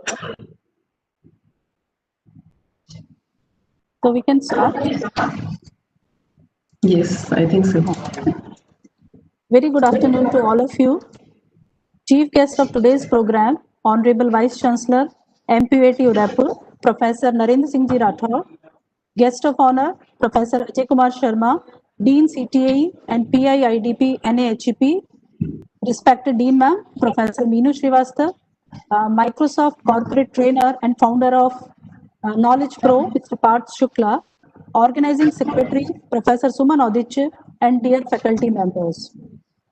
I, Professor Ajay Upadhyay, feel honored and privileged to accord a very warm and gracious welcome to all of you on behalf of College of Community and Applied Sciences, Maharana Pratap University of Agriculture and Technology, Udaipur, in the valedictory session of Faculty Development Program on Online Content Delivery and Assessment through ICT Tools. Hope you are all staying safe and healthy by the grace of Almighty God in this pandemic situation. I would like to mention here that we have come to the end of 3 days FDP on online content and content delivery and assessment through ICT tools, organized from 27th to 29th October 2020, in which 34 faculty members participated very actively and enthusiastically. The program was very much informative, interactive, and a good learning experience for all of us. And now I most humbly request our Dean Ma'am, Dr. Meenu Srivastava, who is also co-convener of this FDP, for the welcome address. Thank you. Okay, thank you, Dr. Ashri Madam. A very good evening to everyone. Sabhi ko mera sadar pranam. On behalf of the Faculty of Community Science, I feel elevated to extend my warm greetings to each one of you present here on this valedictory function of IDP-sponsored Faculty Development Program on online content delivery and assessment through ICT tools, organized by College of Community and Applied Sciences, Maharana Pratap University of Agriculture and Technology, Udaipur. It's an honor to welcome Honorable Vice Chancellor Dr. Narendra Singh Ji Rathore as Chief Guest of the valedictory program and gracing the occasion by his benign presence. Dr. Ajay Kumar Sharma, Dean CTI and PI IDP NAHEP, Dr. Anurag Joshi, Dean RCA and Nodal Officer IDP NAHEP Academics, our expert speaker, Mr. Parth Shukla, Corporate Certified Trainer, eminent guest, faculty members, and participants of this program. On this occasion, I extend my heartiest welcome and gratitude to our Chief Guest and Patron, Dr. Narendra Singh Ji Rathore, Honorable Vice Chancellor of MPUT, for sparing their valuable time and gracing this occasion. Sir, under your dynamic leadership, the faculty feels motivated to plan and organize needful program for the benefit of the students, institution, and community as well.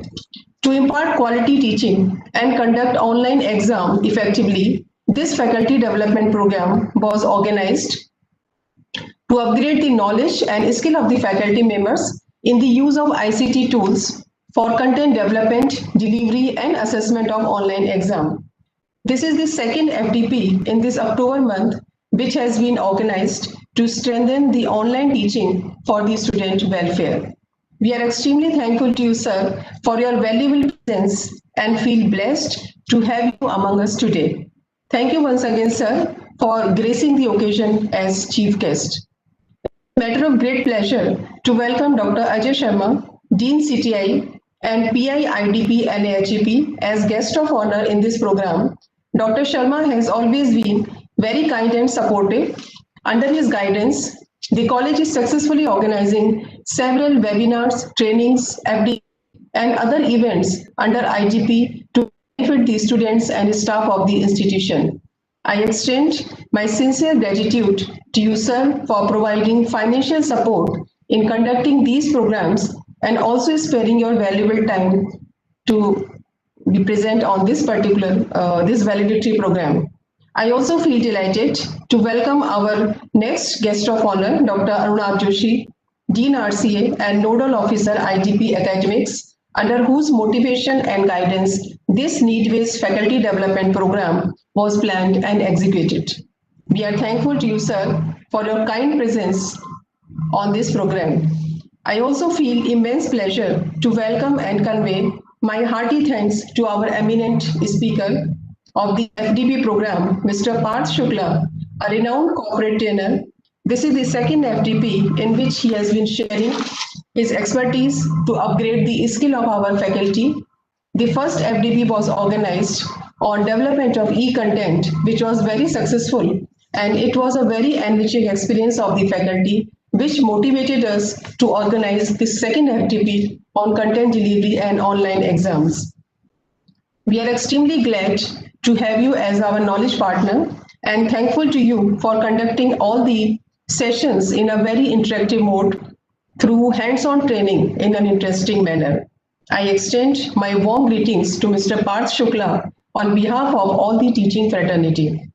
I also welcome my learned faculty members as participants of this FDP, which was especially designed for them in view of the need to conduct online exam and also its evaluation. I am sure that this 3 days long skill training program would have been very fruitful and enriching their learning capabilities for online teaching. I also take this opportunity to congratulate all the team members of the organizing committee for their consistent efforts and hard work in organizing this very unique faculty development program. I congratulate Dr. Suman Auditya, Organizing Secretary and Professor, STFS Department, coordinators Dr. Dhriti Solanki and Dr. Rashmi Upadhyay, Professor of EECM Department and Dr. co-coordinator of this program. I congratulate and extend my special thanks to the whole organizing team for successful completion of both the faculty development program being organized within this month to make learning outcomes more effective with the use of ICT tools. I am sure the participants will implement the knowledge acquired in this online teaching teaching effectively. Thank you once again to Honorable Vice Chancellor, Dr. Narendra Singh Ji Rathod, eminent guests, speakers, and faculty members present on this occasion for sparing their time to make this event more graceful. Thank you, everyone. Namaskar and Jai Hind. Thank you so much, ma'am, for your earnest welcome speech. It's a great opportunity for all the faculty members to work under your able guidance. Now, it's the time to sketch the activities of the FDP, and I invite Professor Suman Aditya, Organizing Secretary, to give brief account of 3 days FDP on online content delivery and assessment through ICT tools, organized from 27th to 29th October 2020. Dr. Suman Aditya. A very good afternoon to all of you. Chief guest of today's program, Honorable Vice Chancellor MPUAT Udaipur, Dr. Narendra Singh Ji Rathod sir. Guest of honor, Dr. Ajay Sharma, Dean CTA, PI, IDP NAHEP, Dr. Arunab Joshi, Dean RCA, Nodal Officer Academics, IDP NAHEP, respected Dr. Meenu Srivastava ma'am, Dean CCAS, Mr. Parth Shukla, Microsoft Certified Trainer and co-founder of Knowledge Pro, and all the participants. I welcome you all in this valedictory session of 3 days faculty development program on online content delivery and assessment through ICT tools. The second faculty development program was planned to orient and update the knowledge of faculties in the creation, evaluation, and assessment of assignments, sharing of e-content, YouTube streaming and online video classes, mastering Google Classroom, working with Google Sheets, Google Docs, Google Slides, online exams, tests, and certification, Google Forms, quizzes, survey questionnaires, and automated certificate generation. So in the first session of this faculty development program, the resource person, Mr. Parth Shukla, imparted basic information about Google Workspace, various features used in Google Classroom, like how to create a classroom, creation and sharing of content and assignments, creating Google Quiz, use of translator, and he also explained automated certificate generation, then working with Google Sheets, Google Docs, and Google Slides. The second day of the session was all about the learning management system, Kahoot, Moodle, Mentimeter, Minecraft, SurveyMonkey, typewriters, all these tools used for making teaching learning more interactive and interesting. And a resource person also explained about the flipped classroom approach strategy, in which the learning focused on students' engagement and active learning, using differentiated learning preferences during class time and focusing on more role-based, scenario-based learning. He further explained about how to take online exams, MCQs, quiz preparation, conducting online surveys, assessing performance of the students, taking feedbacks from the students, etc. The third day session was mainly on YouTube streaming, creation of YouTube channel, and streaming online, using social media for delivering content, preparation of short videos, chapter-based videos, lectures, then create events also, and how to conduct online sessions, delivering and sharing the ideas, posting videos on YouTube. So this all 3 days faculty development program covered all the important aspects necessary for preparation and delivery of effective e-content for online education. And this training would be very useful for all of us to enhance our practical knowledge regarding the use of various ICT tools and to make the online teaching learning more effective, interactive, and meaningful. Thank you.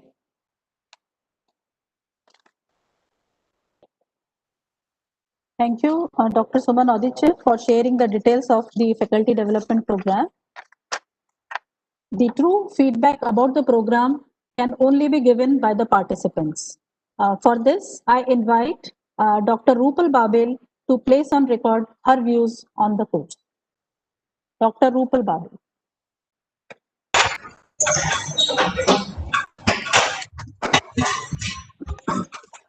Thank you very much, ma'am.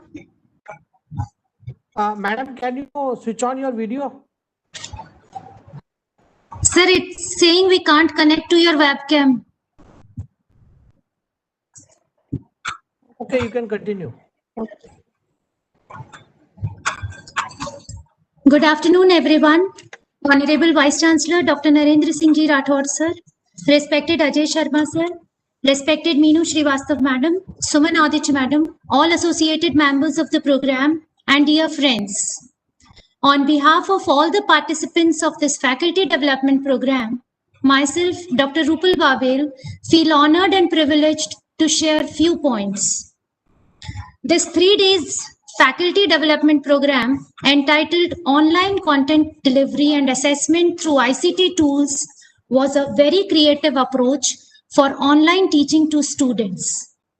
This program gave us great understanding of various platforms of online teaching and how different tools can be effectively used in the online teaching process. This program gave very deliberate ways to help students in understanding the content.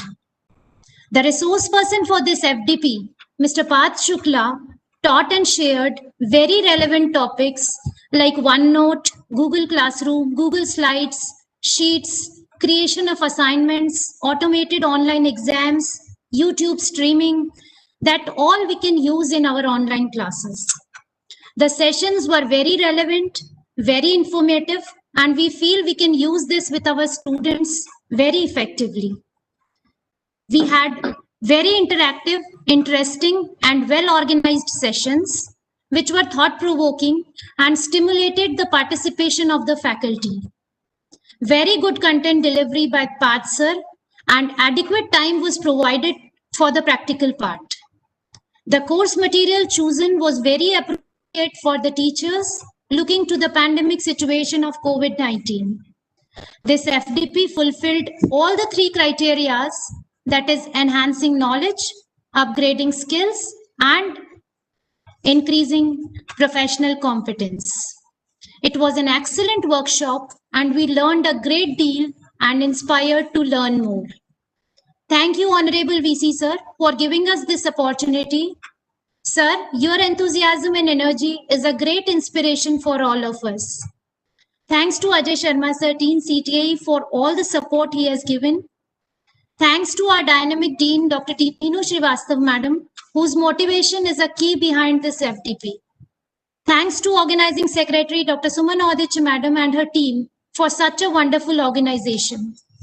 Last but not least, a big thanks to our resource person, Mr. Parth Shukla and Team Knowledge Pro for giving such a wonderful and effective learning on the online teaching.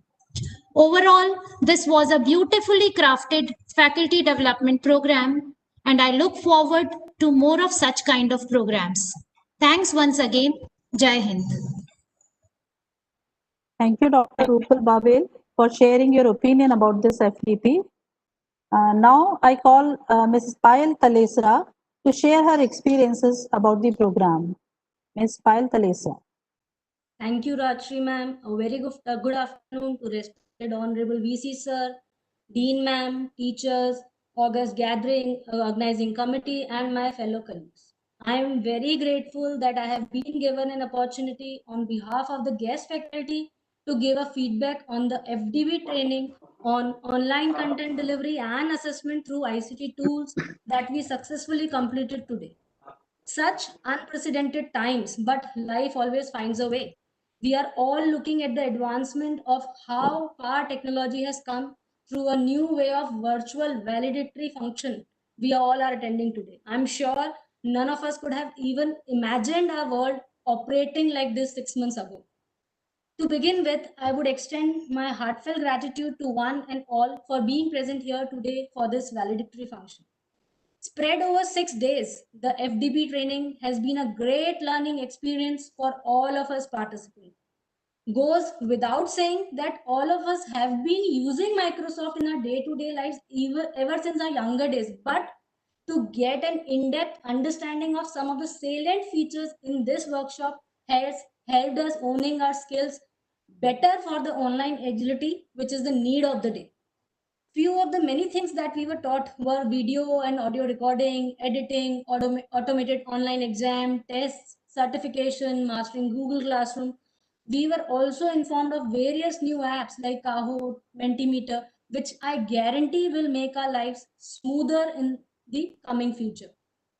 I would like to express my special thanks to Mr. Parth Shukla, who has been pivotal in channelizing this learning process to all of us. We ensure you that we will keep practicing and getting better at what we have learned. Also, I would request the organizing committee that such training should be organized in future also, so as to keep us abreast with the latest advancements in this field, which will help all of us for the smooth functioning with this new normal mode of working. As someone said, talk to people, connect with them, make the e-learning sound like it's a conversation between people, real people, not robots. And what we have assimilated in this workshop will go with us a long way to make this come true. With this, I would like to thank you all. Thank you, ma'am. Thank you, Payal, for the valuable feedback covering all the important aspects dealt in these FDPs. The feedback given by you will certainly help in improving our programs in future also. We are fortunate enough to have with us Dr. Ajay Sharma, Dean CTAE and PI IDP NHEP as guest of honor. Now, I take this opportunity to invite him to share his views. Sharma sir, please.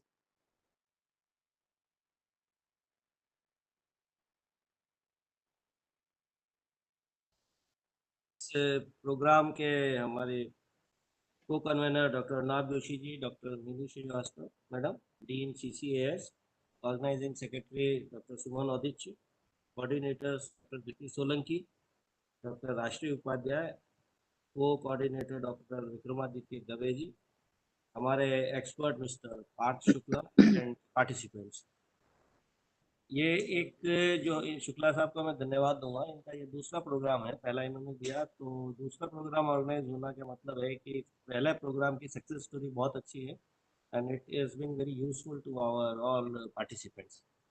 तो ये एक अच्छी step है और IDP जो है इस तरह के कार्यक्रमों को प्रोत्साहन करने के लिए हमेशा तैयार है। मैं रिक्वेस्ट करूँगा ऑर्गेनाइजिंग सेक्रेटरी मैडम से कि इस तरीके के और भी जो हैं कुछ प्रोग्राम्स कराएं, क्योंकि आजकल ऑनलाइन सिस्टम में काफ़ी जो है वो जोर है और हम लोगों को उसी क्षेत्र में काम करना है। और मेरा और निवेदन था, जैसे पार्टिसिपेंट्स और अभी मैडम ने भी बताया था कि एक एग्जामिनेशंस और इसका भी इसमें एक शेड्यूल था। तो हम फर्स्ट वीक ऑफ नवंबर में जो हमारे जो पार्टिसिपेंट्स हैं इन्होंने जो कुछ अगर सीखा है तो बाकी यूनिवर्सिटी टीचर्स के लिए हम एक इंटरनल उस पर ही एक वेबिनार कराएं या 10-15 के ग्रुप में हम बड़े हॉल में बैठ के अगर उसमें स्पेस हो और सोशल डिस्टेंसिंग मेंटेन कर सकें तो उस एग्जामिनेशन पैटर्न के ऊपर एक डिस्कशन अगर कॉमन उस पर हो जाएगा तो एक काफ़ी जो है हमारे सारी यूनिवर्सिटी की फैकल्टी को उससे लाभ मिलेगा। और मिड टर्म्स में कई जगह हो चुके हैं, कई जगह चल रहे हैं, जैसे CTAE भी हमारे फर्स्ट वीक ऑफ नवंबर से भी शुरू होंगे। तो कुछ उसमें अगर आती है चीज़ तो उसको हम इंकॉर्पोरेट करके और एक अच्छा सा एग्जामिनेशन असेसमेंट जो कि रिक्वायरमेंट है एग्जामिनेशन की ऑनलाइन सिस्टम में, जिसमें ट्रांसपेरेंसी भी रहे और जो है सीक्रेसी भी रहे और बच्चे भी उसमें पार्टिसिपेट कर सकें, इस तरह का कोई एक इसमें जो 2 शेड्यूल में जिन्होंने सीखा है वो एक इसको यूनिवर्सिटी लेवल पे ही प्रेजेंट करें तो सबके लिए लाभदायक होगा। और ये सब हम कार्यक्रम कर पाए हैं कि हमारे माननीय कुलपति राठौर साहब के प्रोत्साहन से और उनकी गाइडेंस से, और भी हम सर की गाइडेंस में सर से आगे और इस बारे में जानकारी लेके और भी कार्यक्रम इसमें इस तरीके कराएंगे। और सर का बहुत बहुत धन्यवाद कि सर हमारे आज बीच में हैं और हमको आशीर्वाद अभी बाद में अभी देंगे और ताकि सबको हमको और भी मार्गदर्शन देंगे कि हमें किस दिशा में काम करें ताकि हमारी यूनिवर्सिटी एक आगे की तरफ बढ़ सके और हमारी फैकल्टी जो भी है वो नई चीज़ें सीख कर इसमें आगे बढ़े। एक बार पुनः मैं ऑर्गेनाइजर्स को बहुत बहुत धन्यवाद दूंगा और मिस्टर शुक्ला को भी धन्यवाद देंगे कि वो हमारे बीच में हैं और हमारे सबको ऑनलाइन सिस्टम में वर्किंग करने का जो है एक चीज सिखा रहे हैं। और एक मैंने पहले भी रिक्वेस्ट करी थी, अगर ये हमारी फैकल्टी को सर्टिफाइड कोर्सेज भी करा सकें ऑनलाइन में तो डेफिनेटली वो भी एक रहेगा, और हमारी फैकल्टी भी इस ऑनलाइन सिस्टम में ई कंटेंट उसमें कोई स्पेसिफिक सर्टिफाइड कोर्सेज हों तो उससे भी एक हमको लाभ मिलेगा, क्योंकि सर्टिफिकेशन एक डॉक्यूमेंट तो है ही सही और साथ में उसमें हमारी अपॉर्चुनिटी भी बढ़ती है। तो शुक्ला जी से एक निवेदन करूँगा और मीनू मैडम से भी निवेदन करूँगा, मैडम से कहूँगा कि वो अगर से हमारी फैकल्टी को सर्टिफिकेट दिला सकें ऐसा कोई ऑनलाइन तो एक हमारे लिए अचीवमेंट होगा। और उसको भी हम कोशिश करेंगे कि उसकी अगर फीस वगैरह कुछ है तो वो भी IDP से हम मीट आउट करें, ताकि एक हम लोग एक अच्छे एरिया की तरफ बढ़े और अच्छी चीज़ में बढ़े। एक बार मैं पुनः राठौर साहब का हमारे मंच पे से और आप सबकी तरफ से भी स्वागत और अभिनंदन करता हूँ, और पुनः सबको बहुत बहुत बधाई देता हूँ। धन्यवाद। Thank you. बहुत बहुत धन्यवाद सर। जैसा कि आपने कहा कि यूनिवर्सिटी की फैकल्टी के साथ भी हम इन ICT टूल्स का नॉलेज शेयर करें, जरूर से सर मैडम के साथ, मैडम की अनुमति से हम आके जरूर कुछ प्लान करेंगे। Thank you very much, sir, for sharing your views and providing all the support for organizing this program. We feel honored and blessed with the kind presence of Honorable Vice Chancellor, Professor Narendra Singh Ji Rathore. Sir, in your dynamic leadership, within a short span of time, the research, teaching, and extension activities in MPAT have been revitalized. We salute your energy, dedication, and commitment for the welfare of our university. Sir, your constant encouragement and motivation help us in shaping these FDPs also. I most humbly request your kind self to please enlighten us. Honorable Vice Chancellor, sir. Thank you, madam. Thank you very much. Good afternoon to one and all. My friend Dr. Ajay Sharma, convener of this program, and most respected Meenu Srivastav, madam. Thank you very much for sparing your valuable time. I know your daughter is not feeling well, but in spite of this, continuously you were on the work. That was a really gives a different type of a thrilling even to me. Thank you very much, Thank you, madam. sir. Thank you, sir. Thank you. At this moment, I would like to congratulate our others, convener, Dr. Arunab Joshi. Perhaps he might have not joined today, but we are really thankful to Dr. Arunab Joshi as well. And the whole of organizing committee, including Dr. Suman Odich, Dr. Tirthi Solanki, Dr. Rajsri Upadhyay, and Dr. Vikramadit Dave, all deserve appreciation because you have done a really a good work. And at the same time, I would like to congratulate Mr. Parth Sukla, our subject matter expert on this particular theme. He has also done a good job, as I came to know from the feedback of our participant. Both the participant has appreciated, and I have seen the earlier as well. This is a second FDP in the series. Earlier you have organized one same or parallel type of a theme based FDP program, and this time this is exclusively on the basis of that how you can design online content delivery and how to assess the student through ICT tools. These are the two important things. If you see that in 1966, when UGC has taken the shape, at that moment there was a fundamental approach based on a 2T. 2T means it teaching and testing. That was a basically idea. Same thing is here. That teaching means what is a content delivery, and as far as the content delivery is concerned, we are supposed to see that the content clarity as well and content coverage as well. So we are supposed to see that whatever course we are teaching, we should have a right command on content and its clarity and its coverage. That is a major important thing. And third, the second thing simultaneously which is available, which is known as the assessment. And in this particular training course, almost all ICT tools has been discussed in detail, just to give a first-hand information that how we can have a right type of assessment, because this is also one of the important tasks in our structure education. And I came to know that a number of ICT tools and even learning area which were discussed during this program. It was learning management system, which gives what is the teaching learning process is to be adopted, and at the same time how we can manage with the help of a very a famous e-platform, that is a Google Classroom, how to master Google Classroom, and then how to create and evaluate assignment, because assignment is also one of the important segment in order to judge the competency of a student in a professional courses, and how to share the e-content, because these are the e-content which should be always available for future references as well, and just to quickly for quick learning as well, because in a post-COVID scenario everywhere it is a discussion that we are supposed to have a quick learning arrangement. Whatever teaching learning process we are adopting, it should have a something so that in a less time we will cover more point. That is a basically the content. I have observed that in a post-COVID situation is a different. If you see before COVID came into our life, earlier we were learning first of all, and our learning was mostly for the purpose of doing work.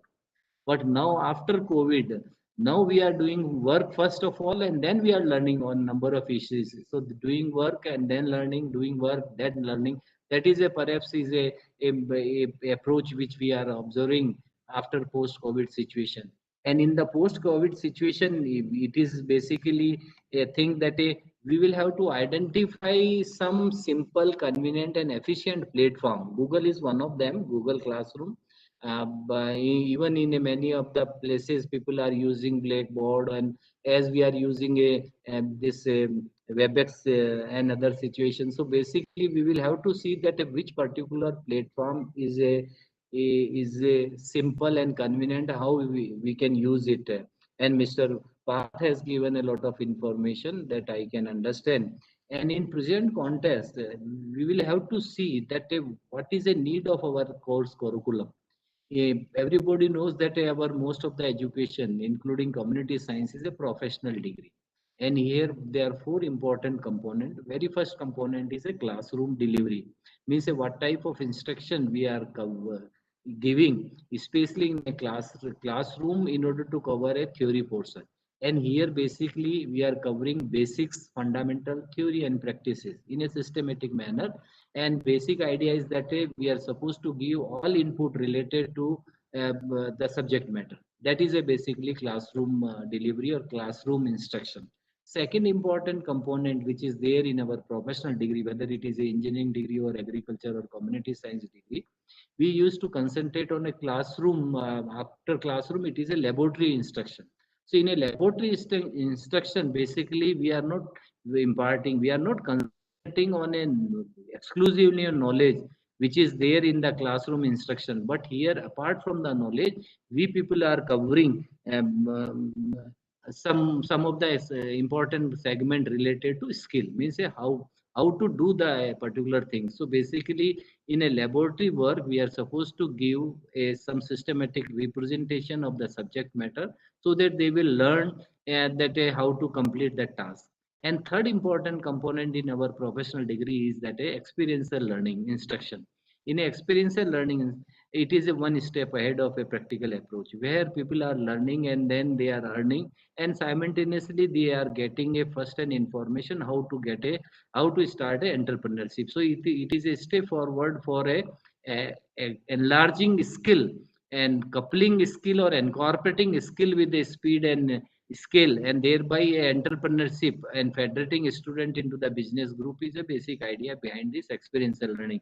So in order to complete the task of experiential learning, we will have to enhance our delivery as compared to what we are teaching in the laboratory instruction. So in a laboratory instruction, we people are covering the subject matter as far as the practical is concerned to a smaller scale.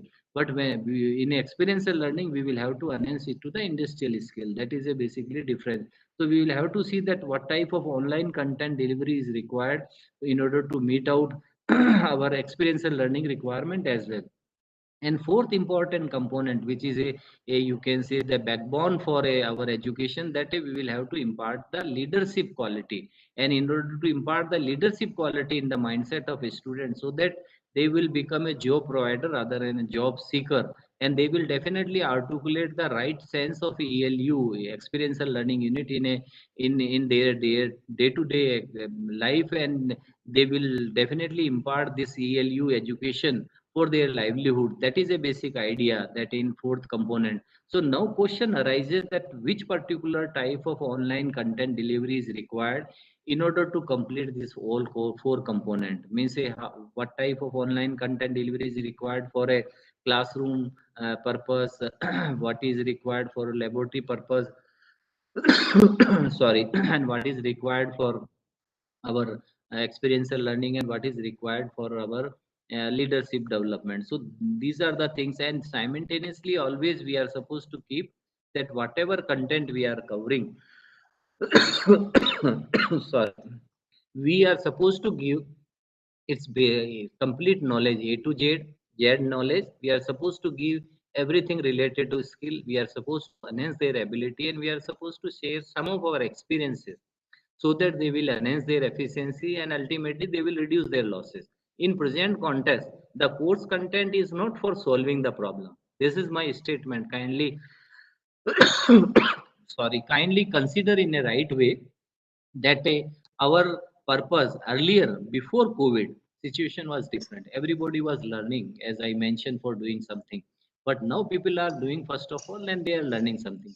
So as a result of this, in present context, it is not a situation era for solving the problem, but basically this is a era to identify a problem. First of all, identify a problem. Why people, somebody was saying me that in agriculture education, less number of people are coming forward to take their to make their job, and they to make their future. Why people are not coming forward? Let us identify problem, and then accordingly kindly change our online delivery or other things. And now it has been proved very well that in case if we will be all right from the point of view or from the grip of COVID, in case it will come out, even then online education will continue. Why it is so? Because it is a type of a quick learning which is a need of our. And even for entrepreneurship, when we are discussing as far as the entrepreneurship or forced entrepreneurship is concerned, when everybody will come forward to take the advantage of entrepreneurship, and they will articulate skill into a larger scale or industrial level to earn their livelihood, definitely at this moment we will have to go for a quick learning type of arrangement. And perhaps this is the thing.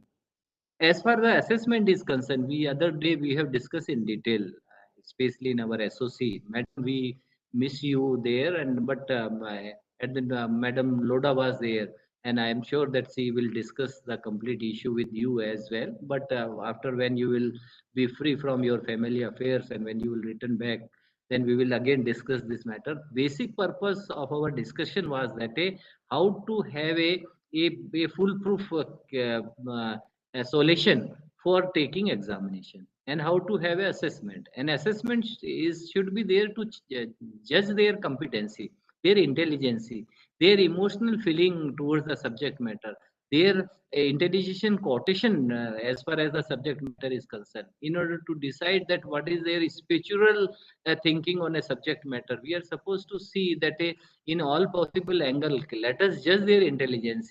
And intelligence will not only by mugging up of a subject matter, but basically it will be judged in case if the student is thorough as far as their content, as far as their clarity, as far as their coverage, as far as the basics and fundamentals are concerned. So that's why our assessment, it should be well perfected. It should not be there. You must be knowing, I don't know whether AI based assessment technique has been used or discussed, but basically what is happening, I remember when I did my master program from IIT Delhi. At that time, I have completed a high-speed competition, and at that moment, I still remember the lady professor of mathematics. He was having an excellent command on the computation, and she was always discussing that how to make a coding. And we were expert as far as doing a coding for a software development. That was a basic approach only, that in case if you are interested for a software development, then a coding is essential. But in nowadays, no coding is required. In a nowadays simple AI, you just give an instruction to AI and automatically all application will be solved. So basically now assessment, as far as the assessment is concerned, and it should be free from, and a close surveillance should be available, because in our present context, even student, whether they are boys or girls, all are on the same platform. They are also not honest as far as the thing is, as far as the examination and assessment is concerned. And these people, they will, even this is true for a senior, our assistant professor and associate professor. In case he will get a clue from some nearby position, definitely we will divert our attention towards that. And same thing is true with a during examination hall as well. So we will have to see that a close surveillance we are supposed to put, so that a student will apply his mind, and we will have to judge his functional skill. Because making a right type of assessment, it is not that a simply we are seeing their knowledge and skill, but at the same time we would like to judge that what type of functional skill and professional skill he or she has attended, what type of a soft skill and a specialized skill he is having. And I have discussed this thing in a SOC as well, and this is my request to all deans, those who have attached with this program, and even our faculty member, come forward, give some solution that how to judge the innovativeness and creativity of a student, so that we will see that this student should be graded in the A category, and the student those who are not innovative, because we will have to articulate innovation in our traditional aspect. Then only we will be in position to overcome this situation, because everywhere nowadays there is a lot of problems. You must be knowing that whether it is a MTech or BTech program from IITs or NIT, or even from a general engineering college, or BSc program from a college of community science, or BSc program from a BHU. All students after getting degree, they are in the same platform. Even some prediction is like that in future there will be no requirement as far as the formal qualification and degree is concerned.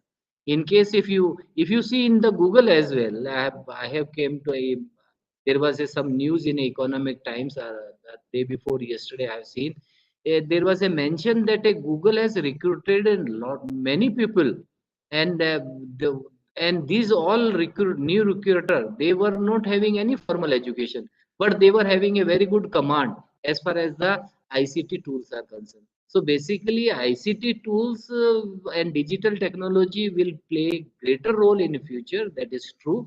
Only thing is that we will have to articulate their uh, se- fundamentals in toto to our day-to-day life, and then only we will be in the position to extract more of the efficiency out of our present state of art is concerned. So my request to all participants that you have came across with a lot of online content delivery, even assessment through ICT tools. Now the ball is in your court.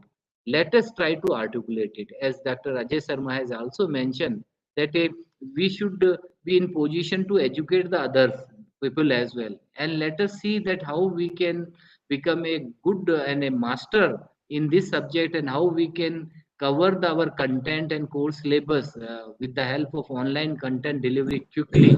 That then only the effectiveness of and you can say that we will be foolproof as far as the course or FDP program is concerned. So kindly try to use it, because in future we will have to change our education system as well. And most of our faculty member, they might have seen the our new education policy as well. In a new education policy, purposely it has been mentioned that you are not supposed to produce your student uh, or into the business group, but you will have to solve the problem as well, as far as the agriculture, as far as your subject matter is concerned. And we will have to divert our attention from a single fold arrangement to multi-fold arrangement, and we will have to educate the all people. It is not a structured education which will prevail in future, but unstructured education, so that a general masses will get also a entry to understand what are the things related to agriculture and community science. And I'm always saying that a community science is a subject which has got a very good potential as far as the internationalization is concerned.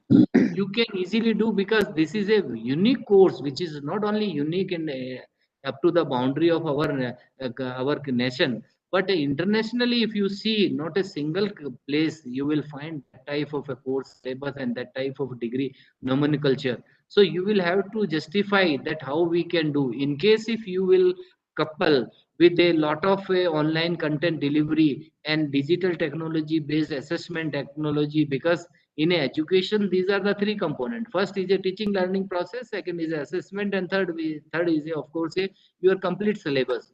When community science has got a unique syllabus, now only thing is that how you can do a right denting as far as the online content delivery is concerned, and how you can have a perfect assessment through ICT tools. So my request is that there is a good scope for internationalization of this course, and you all now I can say you become expert to articulate online content delivery and assessment. Try to think big, and let us see that how we can call international agencies in this field, and how we can spread our wings so that everybody will realize that the community science is a subject matter which will not on dealing for a welfare of the women's responsible for a agriculture job, but it is a step forward for a for whole community welfare, and it is also spread for step forward for converting all community people into the business group, and that is a perhaps the requirement in present context. So I won't take much more of the time. So after that we have got some more meeting, and a project proposal we will have to submit today. So but I am really happy to be part of this one. I missed the chance of a inauguration session, because inauguration is a different validity. We are supposed to take some oaths. In a inauguration we should always greet each and everyone, but in validity we are supposed to take a oath that what will be the way forward. Let us decide from today only what will be our way forward, and accordingly let us chart out that these are the steps, and these are the new thing which we will articulate in teaching learning process, especially online content delivery, identification of a online platform which should have a simple, convenient and efficient, and at the same time how to judge, how to make a assessment technology, and through ICT tools, so that there will be a perfection and more effectiveness and fairness as far as our examination is concerned. So thank you very much, Dr. Minu Srivastava, for giving this opportunity. And I wish that now we have got 3 days holiday. You kindly enjoy with your daughter, and kindly boost her moral, and come with a full spirit. And we all are eagerly waiting to welcome you. Thank you very much. Thanks a lot to all. Thank you, sir. Thank you. Thank you very much, sir, for your words of appreciation and sharing your profound knowledge with us. Your creative thoughts, suggestions, and inspiring words will definitely boost the performance of our teachers. We will definitely work to improve on all the components of effective teaching suggested by you. Thank you so much, sir. It gives me immense pleasure to invite Mr. Parth Shukla, who is a very patient, dedicated, learned, experienced, and expert trainer. I am inviting him to share his views on this FDP. So, Parth Shukla, sir. Thank you, ma'am, for your kind words. I have already taken 5 to 6 days, and you all were listening to me. So I will keep it very short. And after listening to Ajay Sharma sir, Rathore sir, and of course Minu Srivastava ma'am, so I'll just chalk out some of the pointers which might help you in taking this initiative which you all have started. So it in order to start with something, we need first 25 to 30 hours to make it a habit. So it can be learning, singing, dancing, or it can be anything, adapting to any tool. So if we are able to practice it beyond 30 hours, or it can be 1 hour a day, 2 hours a day, if we can dedicate that 1 hour and 2 hour a day to content creation, or maybe interacting with the students, or maybe thinking about something out of the box for a problem, So this will enhance us as an teachers and educators, because educators has a very unique role in shaping up our communities, and a smaller effort, even a 1% of effort for 365 days, will get a lot of results. So with this, I would really appreciate the participants, especially people who have taken active participate during this training program, this hands-on training program. I would really, I'm happy that college management, Mr. Rathore sir and Sharma sir and Srivastav ma'am, they have taken it so, on the priority basis by doing back-to-back FDP programs within the same month. And with this, that's it from my side. I would be in touch via social media. I would love to come back again to share my experience. And regarding the solution which Ajay Sharma sir was saying, I will definitely get back to Srivastav ma'am how we can have a good assessments for students, what are the tools which we can use, and what are the tools in which we can have online training programs. So with this, thank you everyone for your kind words of appreciation. Everyone who were listening to me, who were spending their time, your time was very valuable, and that was the most important feedback, that you were listening to me. Thank you very much. It was my honor. Thank you for having me here. Thank you. Thank you very much, sir, for showing your concern for effective implementation of the things learned in these FDP. Now, it's the time to acknowledge the help of all those who have contributed in successful organization of this FDP. I invite Professor Dhriti Solanki to extend vote of thanks. Dr. Dhriti Solanki.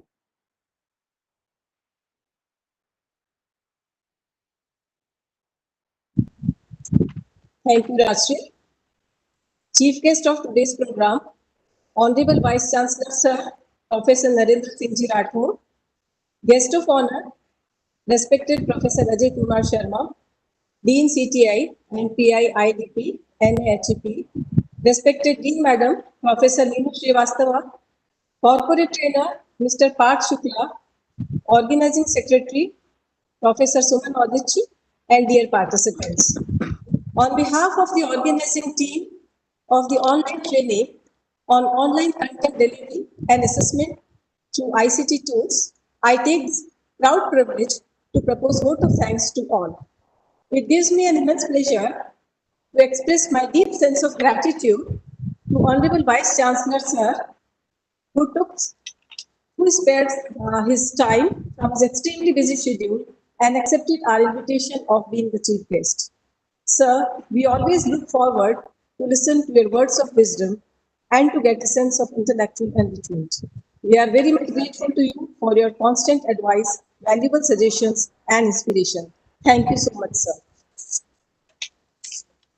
I would like to take this opportunity to express my sincere thanks to Dr. Ajay Kumar Sharma, PI, IDP, NHEP, for his support, guidance, and cooperation for organizing this event. Sir, your presence boosts our enthusiasm and desire to excel.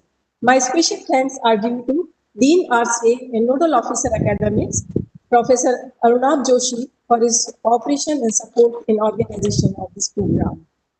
Organization of any event requires meticulous planning and bird's eye view for details. I extend my humble and sincere thanks to Dean Madam, Professor Neenu Srivastava, for her stimulating guidance, motivation, keen interest, and for providing all the necessary facilities in organization of this training program.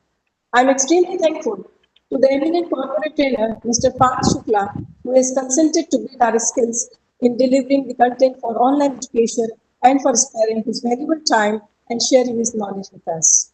I am extremely thankful to all the participants, not only for their presence, but also for their active and enthusiastic participation, which has helped in successful and fruitful completion of this academic endeavor. I extend my heartfelt thanks to each and everyone who directly or indirectly contributed in organizing this program. Thank you so much.